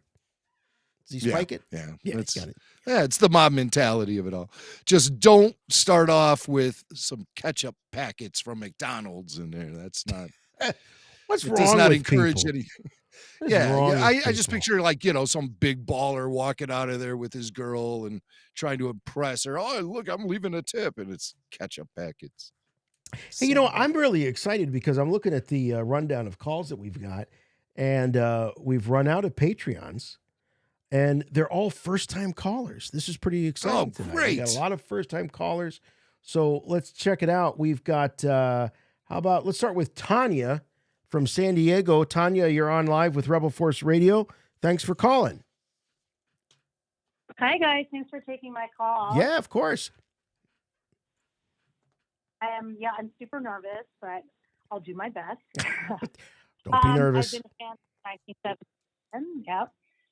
When I first saw Star Wars in the theater, it was a drive-in theater. I was 6 years old in 1977, and it just changed my life forever. So I'm really appreciative that you guys have this show, doing such a great job. So Thank you. congratulations on your success. That's very kind. Thank you very much. So I wanted to bring my hat on. So from the episode, I think it was the war chest. Rampart is the only one who knows that Crosshair lied about the Bad Batch dying, right? So he said that they died in the storm, but they didn't. So he knows that information, and it even kills Captain Wilco over it. So there's got to be something in the next few episodes with Crosshair and Rampart possibly using that information to blackmail him. But then Rampart gets dragged away today. But is he, is that information going to come up somehow? Rampart's going to use that information to let Palpatine know. That's interesting. Survive. Could his knowledge of the Bad Batch and by extension Omega still being around be leveraged to still be of some use? Because he's being thrown away by Palpatine now. He's over. He's no longer useful. But yeah, the information he has about the Bad Batch surviving and Omega still being around. That's really cool. Omega was right in front of Rampart in this episode. She was standing right in front of him. But why would they even bring that up, in the second episode and have them kill somebody over that information without bringing up in later episodes? So it might have something to do with the later arc with Crosshair. There's supposed to be a few episodes, I know, where Crosshair redeems himself, or whatever the rumor mill is putting out. Yeah. But kind of interesting. No, I love the idea that this could be leveraged, because I don't think we've seen the end of Rampart. I just got his action figure, 6-inch Black Series Rampart, or as I like to call him, Admiral Brian, because he's the most nondescript, plain, uninteresting looking. We got a lot of design ever. complaints from Brian's after you said that a couple weeks ago. So I was just looking for a common name. I have nothing against Brian's, but but it's interesting that you bring up that this could be information that he would use as leverage to maybe get back in the good graces of Palpatine, because it looks grim for him. I mean, Palpatine, says that he will pay for his crimes and all of this stuff, but who knows? That's an awesome theory. I love it. Tanya, thanks for calling. I'm glad you found us. Did you find us on YouTube? Yes, I did. About a year ago. Actually. Sweet. Great. Thanks very much. Thank you so much for taking my call. Of course. Call again, please. Really appreciate it. Let's we got another first-time caller. We got David from Oregon. David from Oregon joining us live on the Bad Batch After Show. Hello, David. Hello, Chut. How are you guys? Chut. Doing well, buddy. What do you got for us? So, I had a thought about this believer. So we know that in the Clone Wars, we had troopers that they were serving with the Jedi. They were on the front lines. You had the Rexes, the Codys. Mm-hmm. And then you had the Coruscant Guard, like Commander Fox, who was instrumental in hunting down Ahsoka. These guys seem to have a different mentality when it came to loyalties and what exactly they were or how they would go about taking care of business. Mm-hmm. Could this believer just be someone who only ever served with the human officers and that they're just totally on board with the Republic becoming an empire? To them, it's the same thing. And they're just there to do their duty still. And they look at people like Rex as perhaps misguided soldiers. So these believers could be the Coruscant Guards. These are the people that would have been most closely in proximity to, Coruscant, the government there, probably some of the most, the loyalists, the real loyalists. That's a cool idea, man. That's a cool idea. So when this guy's not dressed up in black going out to assassinate someone, he's wearing the red robes? Is that what we're saying? No, I was thinking it was maybe they're just soldiers that only ever served with like Tarkin or those that were already loyal to Palpatine. Maybe they didn't know all the details, but to them, they're just loyal soldiers. They're sticking with the government. Whereas like Rex and Cody are like veterans that came home that were maybe disillusioned with the institution a little bit. Maybe they represent those that are still in it. They don't see the difference. Yeah, there are some clones that aren't disenfranchised like others are. And this one seems to have a very specialized purpose as an assassin. And so maybe he was bred specifically for that. Maybe not even as a clone trooper in general. Maybe he's just more part of the black ops of the Empire. Yeah, I like the idea that these were some of the troopers that were maybe hanging out with the Tarkins and some of those guys, and they haven't seen what guys like Rex and Cody and others have seen. Cool. Thank you, David, very much. Thanks for calling in. Let's go to the super chats. We've got C Mac. Is Rampart innocent or guilty? Palpatine. Yes. Doesn't matter. It doesn't matter. Palpatine is that's the lose-lose scenario right there. No doubt. Hey, our buddy Fart Party, Baby Belushi jumping in, and we appreciate it. It says, Jimmy imagines Palpatine bent over the cauldron like that comic in Star Wars Visionaries, and so do I. I love it. Cheers. You guys are the best. Love you. Thank you, Fart Party. We love you too. Is that where I got that from? It seems like I've been holding on to that visual forever. Like even between the original trilogy and the prequel trilogy is sort of when I started to envision that. And I thought Yoda kind of had something similar going on at Dagobah with the cauldron. Oh yeah, right. Yeah, I got the cauldron sort of vibe from that Plagueis book, because they were all the things Okay, that they were yeah, yeah. doing, and they talked about like their sort of their spirits running around the galaxy, potentially impregnating women. I don't know what it was. I mean, that was the book that sort of implied. It's a great book, by the way. Don't get me wrong, but they sort of implied that that could have been what happened with Shmi and her immaculate conception. She might have been Yes. touched by the dark side, if you know what I mean. Ooh, Kind of like that was when also Ray's stance implied a is little in bit. the It was also. I'm sorry. That was also kind of implied a little bit in Charles Soule's 2017 Darth Vader Marvel Comics run, which Oh, is that's the right. best. That's right. That's the yes. best Vader stuff. Yeah. Yeah, I forgot they sort of picked up on that thread in that we shared some some pics from that. Let's see what else we got here. We got another super chat. This is from Ferris84. Says episode 7-8 should have been 1 and 2 to kick off the season. Less filler. What was the weird moment between Rampart and Omega? Rampart done, or will he come back? Was there a weird moment between Rampart and Omega? I missed it. You said that maybe he saw her. Maybe he looked at her, or like, who's that kid? What's that kid doing here? Or maybe there was some slight recognition there. I don't know, but there was no exposition to back that up whatsoever. Yeah. We can all just be sort of imagining things. So it might have been Now, just a explain look to me or again, something. though, Rampart. I need a refresher. Okay. Because Rampart is the type of character that doesn't really stick with me, and what he knows and what he doesn't know sometimes gets by me. Mm-hmm. And so this kind of goes back to that call earlier. What does Rampart know? What does he know? He knows the Bad Batch survived. He obviously knows it wasn't a storm that destroyed Camino. Right. He knows that Omega is out there. Right. What does he assume the purpose of Omega is? What does anyone assume the purpose of Omega is?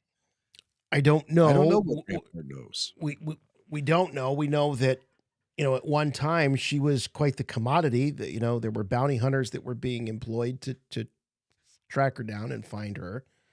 The Bad Batch are seen as a threat because they're not controllable. They're loose cannons out there.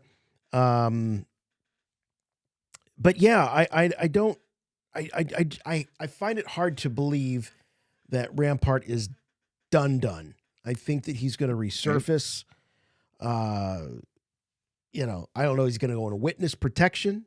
Well, I mean, what's going to happen? Because I don't think Palpatine is necessarily loyal to guys like Rampart. He's a fall guy. Palpatine doesn't owe him anything.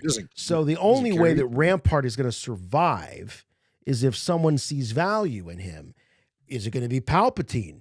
Maybe. It's hard to imagine Rampart knowing something that Palpatine doesn't. But we talk about the Omega surviving, the Bad Batch.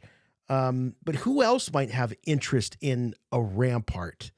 Could the Bad Batch spring a Rampart? Obviously, Rampart's not going to be loyal anymore to the Empire. Is he valuable to guys like the Bad Batch? Or he could just disappear like so many clones. Or could he just disappear? Right. I mean, that would almost be some justice being served if Rampart just disappeared. However, he is rather high profile, and I think a lot of people will be asking questions if he just disappeared. The clones are easy to make go away, but a guy like Rampart, who's got his own pod in the Senate, floating around, stealing money, and or diverting funds, so he's high profile, and he has a lot of access. So I think the Empire almost has to try, put him on trial at this point. I don't think he can just disappear. I don't think he's just going to be thrown into jail without any sort of, but I don't know. This is Palpatine's Yeah, but I mean, do you think Empire. that he's done as far as screen time? After watching the episodes, I thought that was it for Rampart. Yeah. But these discussions have me realizing, hey, there is still potential left in this character. Tanya, call back and tell us what Rampart knows. She's the only one who knows. Tanya is the only one who knows what Rampart knows, because I can't remember what he knows about Yeah. Omega, what he assumes is her special nature, if any. Yeah, that's a big mystery to me. Back to the phones, another first-time caller. We got Owen from New Mexico. Hello, Owen. Hello, can you hear me? Yeah, we can Hi, hear you. Owen. Hello. Hello. Yeah. Hello. Hi. So, yeah, I really love the show, and I love tuning in every week. It's great. You guys really keep me sane from the Bad Batch using their stun bolts in every episode. Oh, the stun bolts were back this week, buddy. The stun bolts Yeah, a little bit of were it. back. I'm getting good with it. I'm Yep. accepting it now. I'm beginning to accept it. Yeah. Yep, I was watching when like the clone troopers invaded the Bad Batch on the bridge, and they just shot stun bolts at them, and I was so mad. Oh, don't be. They don't want to shoot their brothers and stuff. I think when it comes down to a clone trooper versus stormtrooper civil war, I think we'll see stun bolts become a thing of the past. But I've actually come to peace with that. I like the Bad Batch, and they have integrity, and they don't want to shoot their brothers, and they know that their brothers are under the spell of these chips in their head, and they show compassion for their fellow clones too, especially Echo. He's left the comforts of the Bad Batch, and he's gonna hang with Rex, and he and Rex, I guess, are working behind the scenes to help protect the clones, but I mean, they're clones themselves too. So, it's hard to Yeah, say what alright. sort of advantage they would even have. Yeah, I wanted to see what your predictions were for the rest of the season. Maybe like around episode 11 or 12, we could get like a Echo and Rex standalone. That'd be cool. Ooh, an Echo and Rex standalone. just Yeah. I like the sound of that's where that. the series could be going. Just where the Right. series could be going, because I don't know. I can't think of any big events besides a stormtrooper clone trooper face off. Clone trooper, stormtrooper face off. Yeah.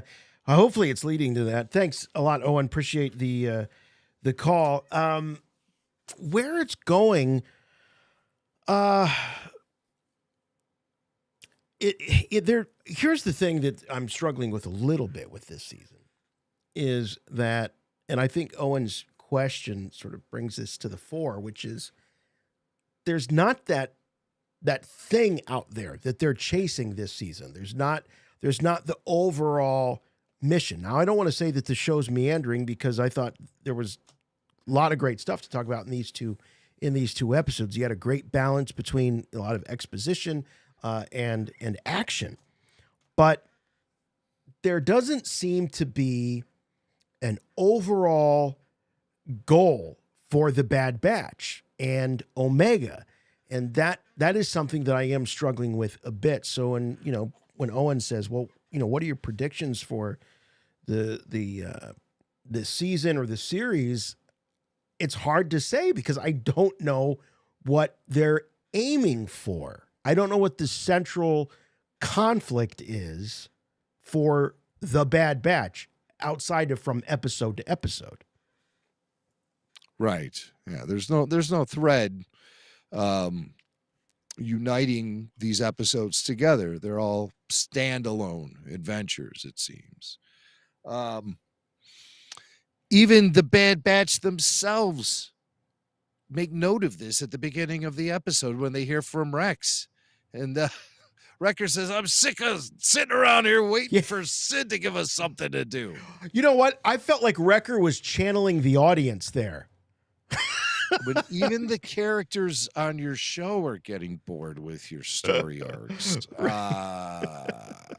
You know, we don't even need an after show if Wrecker's going to be doing all the commentary, for crying out loud. It's so true. But here we are. So that definitely is something that I would consider a flaw in season 2. Mm-hmm. I would. Despite the fact I think that what we've been served up so far has been pretty rich and just good adventure, excitement, fun stuff. These big picture things like the clones and the controversy surrounding them being phased out, and the Empire continuing to sink their fangs into the galaxy more and more, and seeing the people in the galaxy losing their freedoms and sometimes even contributing to that loss. That's to me very compelling stuff. You get these like silly little racing adventures, and you get other missions, and they're celebrating, they're eating popcorn and stuff, you know, whoop-de-doo. Give me the big meaty stuff that really has ramifications on the Star Wars saga on a whole. That's what I think all the fans want. However, if you look at it, you break it down. I've heard some fans saying, "Oh, this show doesn't know what it wants to be. So it's silly racing episodes, and then it's dark and brooding stuff like the Crosshair episode, or these two, which are pretty heavy in terms of the way humanity is being treated in this case." It goes from light to heavy to light. But I mean, hasn't Star Wars always done that? Yeah. I mean, look at every film, you know, you have your lighter moments within them, and then you have your dark and brooding moments, and then you have your moments that bring huge ramifications to the rest of the story. Well, okay. So there is something that is emerging with season 2. And that is the survival of the clones and their place in the galaxy. That is something that is, I think, emerging as the central conflict, at least of season 2, maybe the whole series. We don't know. I think, some of the things that I'm challenged with is that some of these ideas that we were chasing in season 1, Omega, being this amalgam of, all these enhancements that the Bad Batch display. She sort of had a little bit of all of them in her. The show never really alluded to the Boba Fett connection much. Fans have made a bigger deal of that. But that's still out there, that idea. Also, what value does Omega have in terms of why the Empire would be interested in her, why she was created in the beginning. So these are some of these unanswered things that they don't seem to really be talking about in season 2, though season 2 seems to be really taking this issue of clones' rights, clone survival, more seriously. So I'm struggling with the abandonment of some of those ideas in themes in season 1, and then picking up this new one. Yeah, I agree with some criticism that the show hasn't really quite found itself yet in terms of That's what fair. it wants to be. That's fair. Yeah. It certainly is. That is fair. We still have a second half of the season to go. That's true. We're only halfway through. Yeah. And look at what we've learned already. Okay, let's take our last couple of calls here. We've got first-time caller, I believe it's Isla, calling from Canada. Hello, Isla. You're on with Rebel Force Radio. Thanks for waiting. Hi. Hi. Is this kids' night? It's kids' night. To talk about how this was my first time ever. This was the first episode I ever watched of The Bad Batch, and I just really, really enjoyed it. Oh, so so which episode? The episode with which episode? Did you watch both of them tonight? The first one. Yeah, episode 7.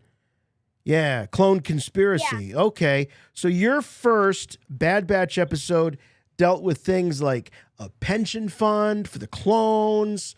There was voting on all this legislation. Yet you there was loved action. It. Yeah. There was action. There was action, yeah. There was action. Mm-hmm. So what did you like about it so much?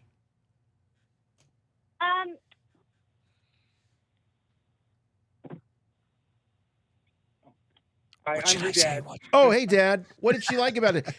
Dad, did you have to tie her up to a chair to make her watch this, or she No. I was watching it and she kept coming in and asking me questions. Oh, okay. Uh-huh. Yeah. And then I was supposed to be playing with my Barbies, and then I just decided to watch it. Oh, you were supposed to wise move. Wise move. Welcome to the club. Bad Batch over Barbies. I like it. Yes. Uh-huh. I like it. Well, yeah. Isla, were you able to follow it? You know, it was a lot of conversation and talking in the episode.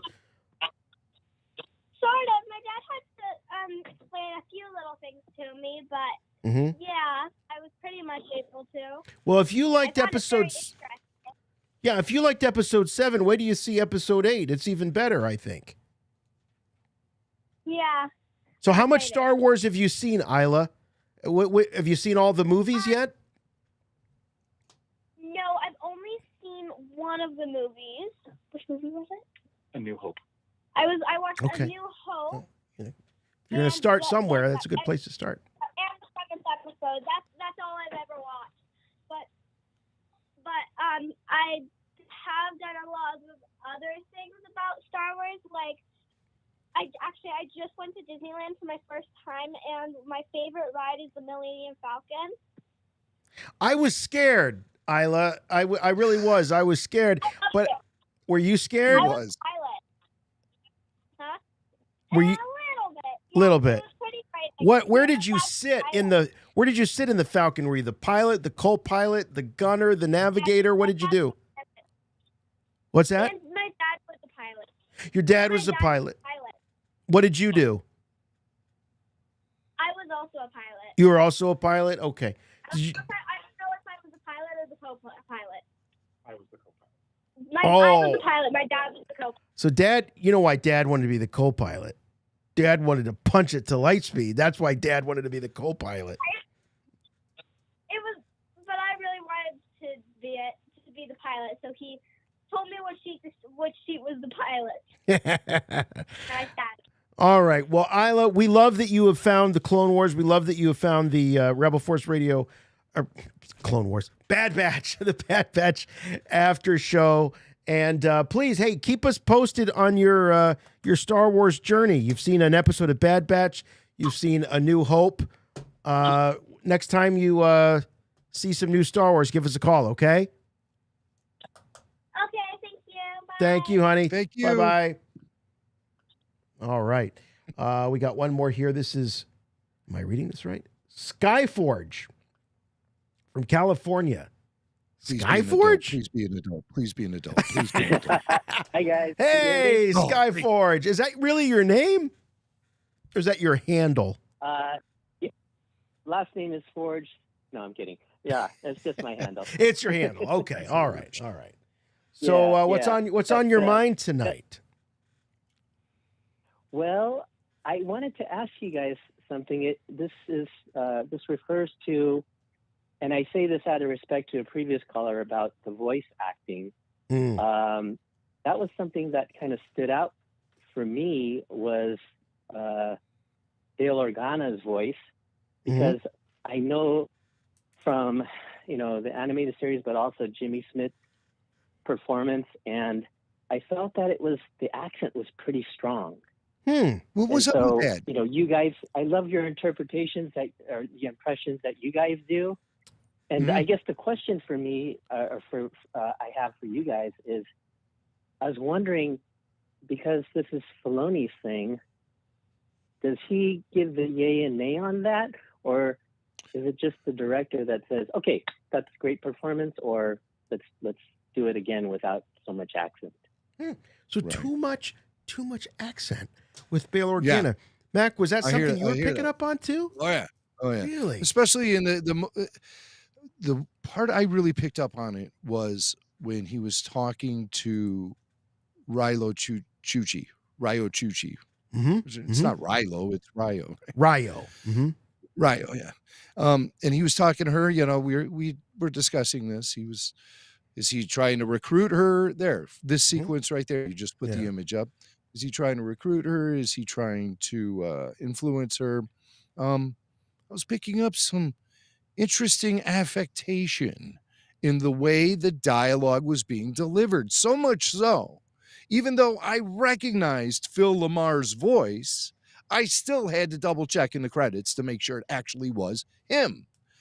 There was something different he was doing with Bale's voice.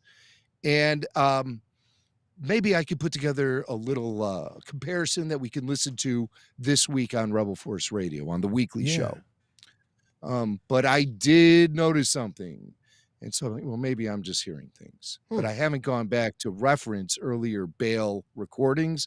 But I know he wasn't delivering these lines of dialogue with this affectation, almost to the point of where it's like, why is he sounding like he's one of those Nemoidians from episode 1, I mean, yeah. I was hearing some It was of that. exaggerated, is what I wasn't picking up on that. But I'll be It didn't very seem- anxious to hear it if you pull some clips this week. Yeah, just something seemed a little different. Maybe Phil Lamar has some rust on the gate or something. I don't know. for the Bail Organa. But I'm relieved to hear somebody else picked up on that. Now I'm seeing in the chat others do agree. So we'll do a voice comparison this week and try to understand the evolution of Bail Organa's voice in Star Wars animation. Yeah, thanks, Skyforge. Appreciate the call. I'm glad that you mentioned it because Mac obviously picked up on it. Others in the chat picked up on it as well. And so if you listen to the weekly show this week, you might get a little update on that. Ferris84 says episode 7-8 should have been 1 and... Oh, I already read you, Ferris. That's my bad. No, we've got John David. He says, Jason, I don't think they've abandoned the question of whether or not Omega is Force sensitive. We saw her trying to meditate. They're definitely teasing it after the grungy episode. Yeah, they're keeping that one alive. I was glad to see that has come back. I guess I was more or less thinking about the, the fact that she, at one point, it seemed like she was representing a little bit of all the clones. She kind of had all their skills that she was developing. So she was kind of an amalgam of those things. And that was something that, something that hasn't really, we haven't really heard much of this season. But, Palpatine was chasing the Force sensitive clone, but that was several years after these events. Yes. Yes. Right. Yes. And that's where my mind went with this clone assassin and, his kind of, I don't know, he just seemed real evil and had that delivery with that line. Oh, like there might be something Sithy about him? A little Sithy? A little Sithy? Hey, before we wrap things up, we want to check in with our buddy Tyler. Tyler, our great call screener and the official program observer. We had a lot of great calls, a lot of first-timers calling us up. Had a lot of great people watching live. Anything we might have missed, Ty? Anything that you observed in these 2 episodes that we didn't really chat about? No, you guys covered a lot, especially with all the callers tonight and all the great kids calling in, keeping me busy. But I think Tyler's a babysitter in addition to being a call screener. I think like one thing that really came to me during this episode was like, okay, why are we taking Echo out of the show? And part of me is trying to find a reason for that right now. And I think maybe it's because him reconnecting with Rex necessitates that. This is his brother. It's someone he's grown with and he's been separated from for a while. And now this tragedy has occurred on the other side of it. Here they are. So that's where I was thinking. Other than that, there's Omega was wearing that poncho, which I thought was pretty cool. It looked like a poncho in the Senate Rotunda scenes. So I was really excited to see that because I feel like that was an ode to Cal Kestis. It's like going back to the Phantom Menace. So I don't know. I don't know where this show's going exactly, but I'm here for the ride, and it's been pretty fun so far. There's a lot of these little things picking up, so yeah, it's keeping me busy. Awesome. All right, dude. Well, thank you very much. We always appreciate your take, and we appreciate your help here with us on the after show. Lots and lots of fun discussion. So thanks for being here for us, as you are thanks for having every me, week here on the after show. A few things I didn't mention. The funds. I kept laughing about that. As we talk about some of these sort of adult themes like legislation and pensions. We were talking about the misappropriation of funds that was going into the clone army. Well, it's been, according to Rampart, they were redistributed. They weren't misappropriated. They were redistributed. Yeah. That made me laugh. Yeah, and then he got into his Porsche and drove away to his summer home on the coast. And, right. Right. I mean, it's the real world applications of this is so great. Something else, Rex, Rex knows that Palpatine is the puppet master. He was talking about it. He's like, Palpatine still, 2 steps ahead of us, as always. So, Rex certainly, it's not lost on him what Palpatine represents.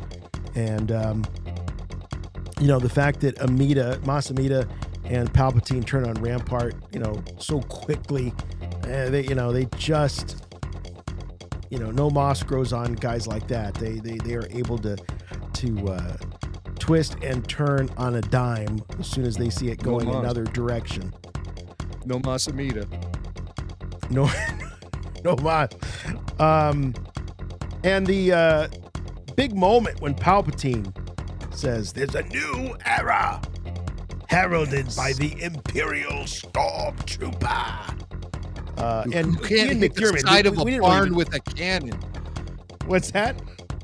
The Imperial Stormtrooper who can't hit the side of a barn with a cannon. No, right. Yeah, exactly. He's so excited.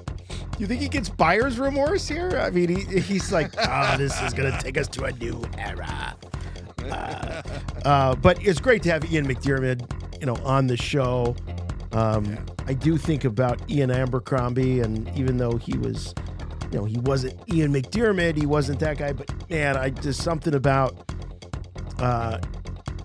my memories of Ian Abercrombie, as Palpatine. He just delivered it so well. That phase of Palpatine's life and career. But look, we got the real Ian in here, and that was great. And he just milked I was watching it, with the subtitles on. He just milks every word in every line of dialogue, to its fullest. It's a true thespian, that's for sure. Yes. Well, James Gunn, when he was making his announcement laying out the future of DC, he mentioned that the animation and the films would share the same storyline, and the same actors who play the characters on screen will voice the animated versions of their characters. Wow.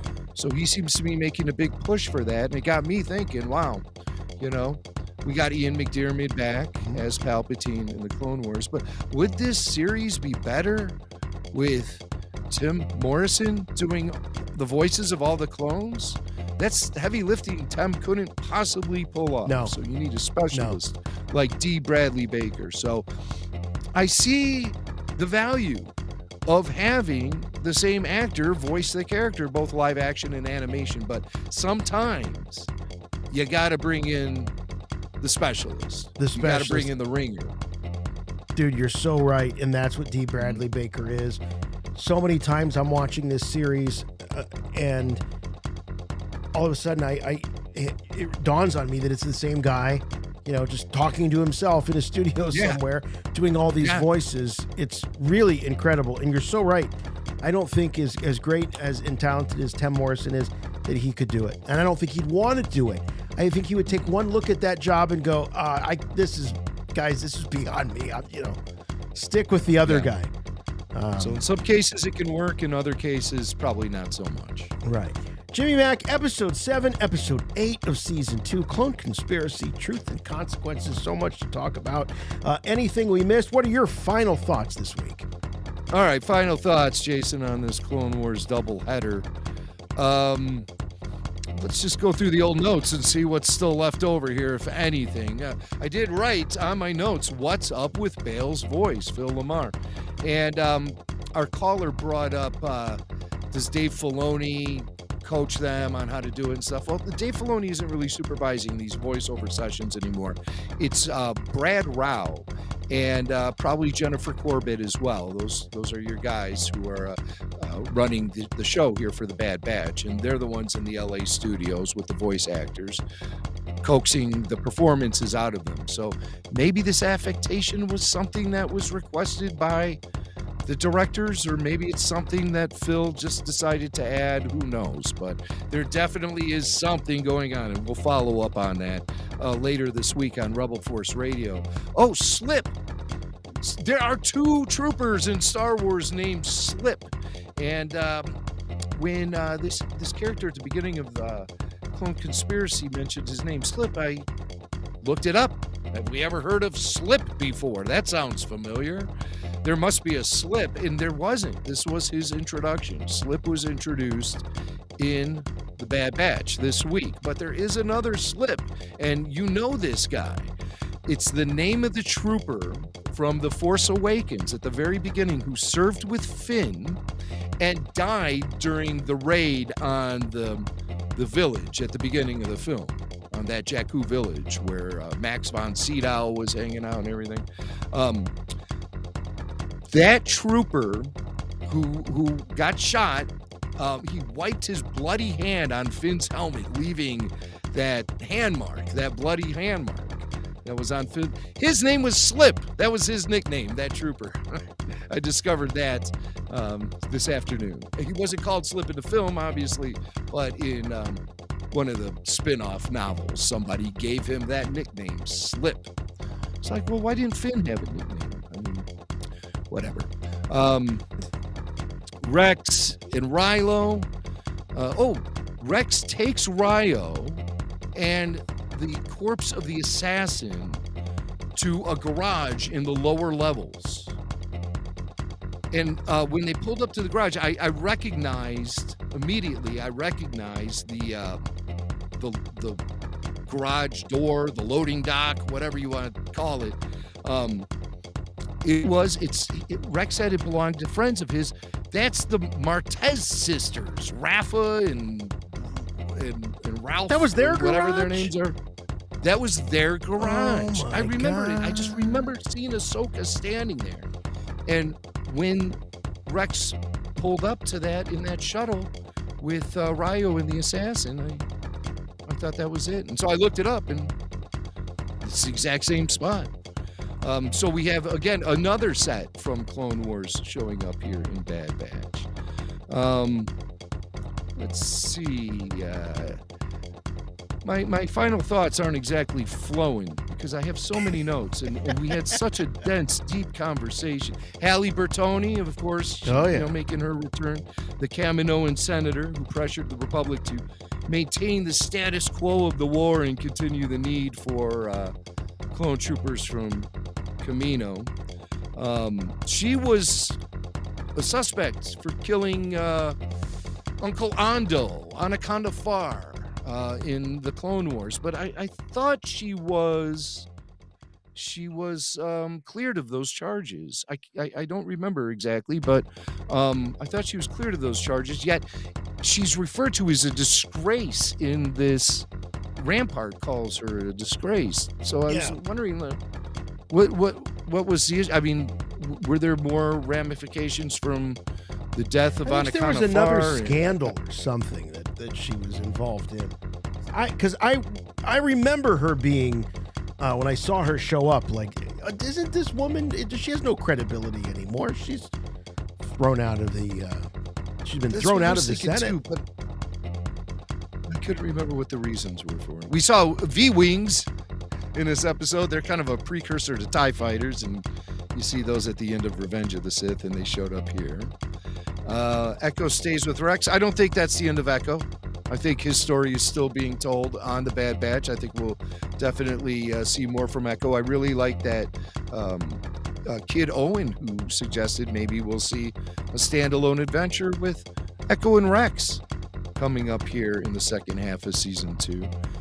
Great to see Ian McDiarmid back as Palpatine, as we said. I wonder what other actors from the films can return to Star Wars animation in the future. Because I really do think that James Gunn is sort of setting a new standard for how the franchises should be approached. And while it's great to have actors from the films come back and play their animated counterparts, sometimes it works. It can work, and sometimes it can. I think my example of Tim Morrison or D. Bradley Baker is a no-brainer. You have to go with D in Star Wars animation, because I don't think Tim, for as talented as he is, he doesn't have that speciality. Again, as David Crosby would say, I think this was all in all delicious. Just delicious Star Wars. Puff a pig. Not in this episode. All right. Well, just as a few reminders, you can get more Rebel Force Radio in your life by going over to patreon.com/Rebel Force Radio. That's patreon.com/Rebel Force Radio. Go to rebelforceradio.com, the official website, and click on that Patreon banner on the right rail. You get things like weekly full show video, exclusive podcasts that you can't subscribe to on your regular podcatcher. You won't get them anywhere else but other than in the Patreon various tiers of membership. And it really is a great community of Star Wars fans. If you're in the chat this week, or as we do these after shows, the quality of conversation going on. It's just the best group of Star Wars fans you could ever want to associate with. They love it. They love Star Wars, and you can get more of that at Patreon. We're also on YouTube, of course. You're watching us on YouTube right now.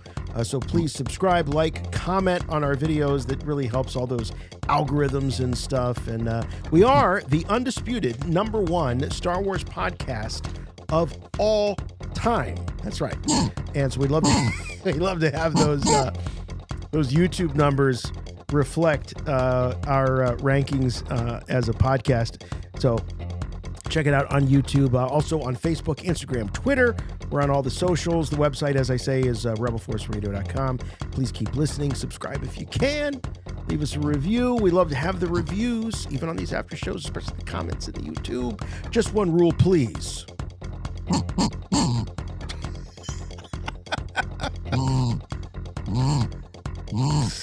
All right, we'll be back later this week with the weekly Rebel Force Radio, and next week for more Bad Batch after show. And man, it's not too long. We're going to be doing 2 of these a week because we've got Mando starting season 3 on March 1st. So until all that happens, we'll see you next time. For Rebel Force Radio, I'm Jason. And remember, the Force will be with you always.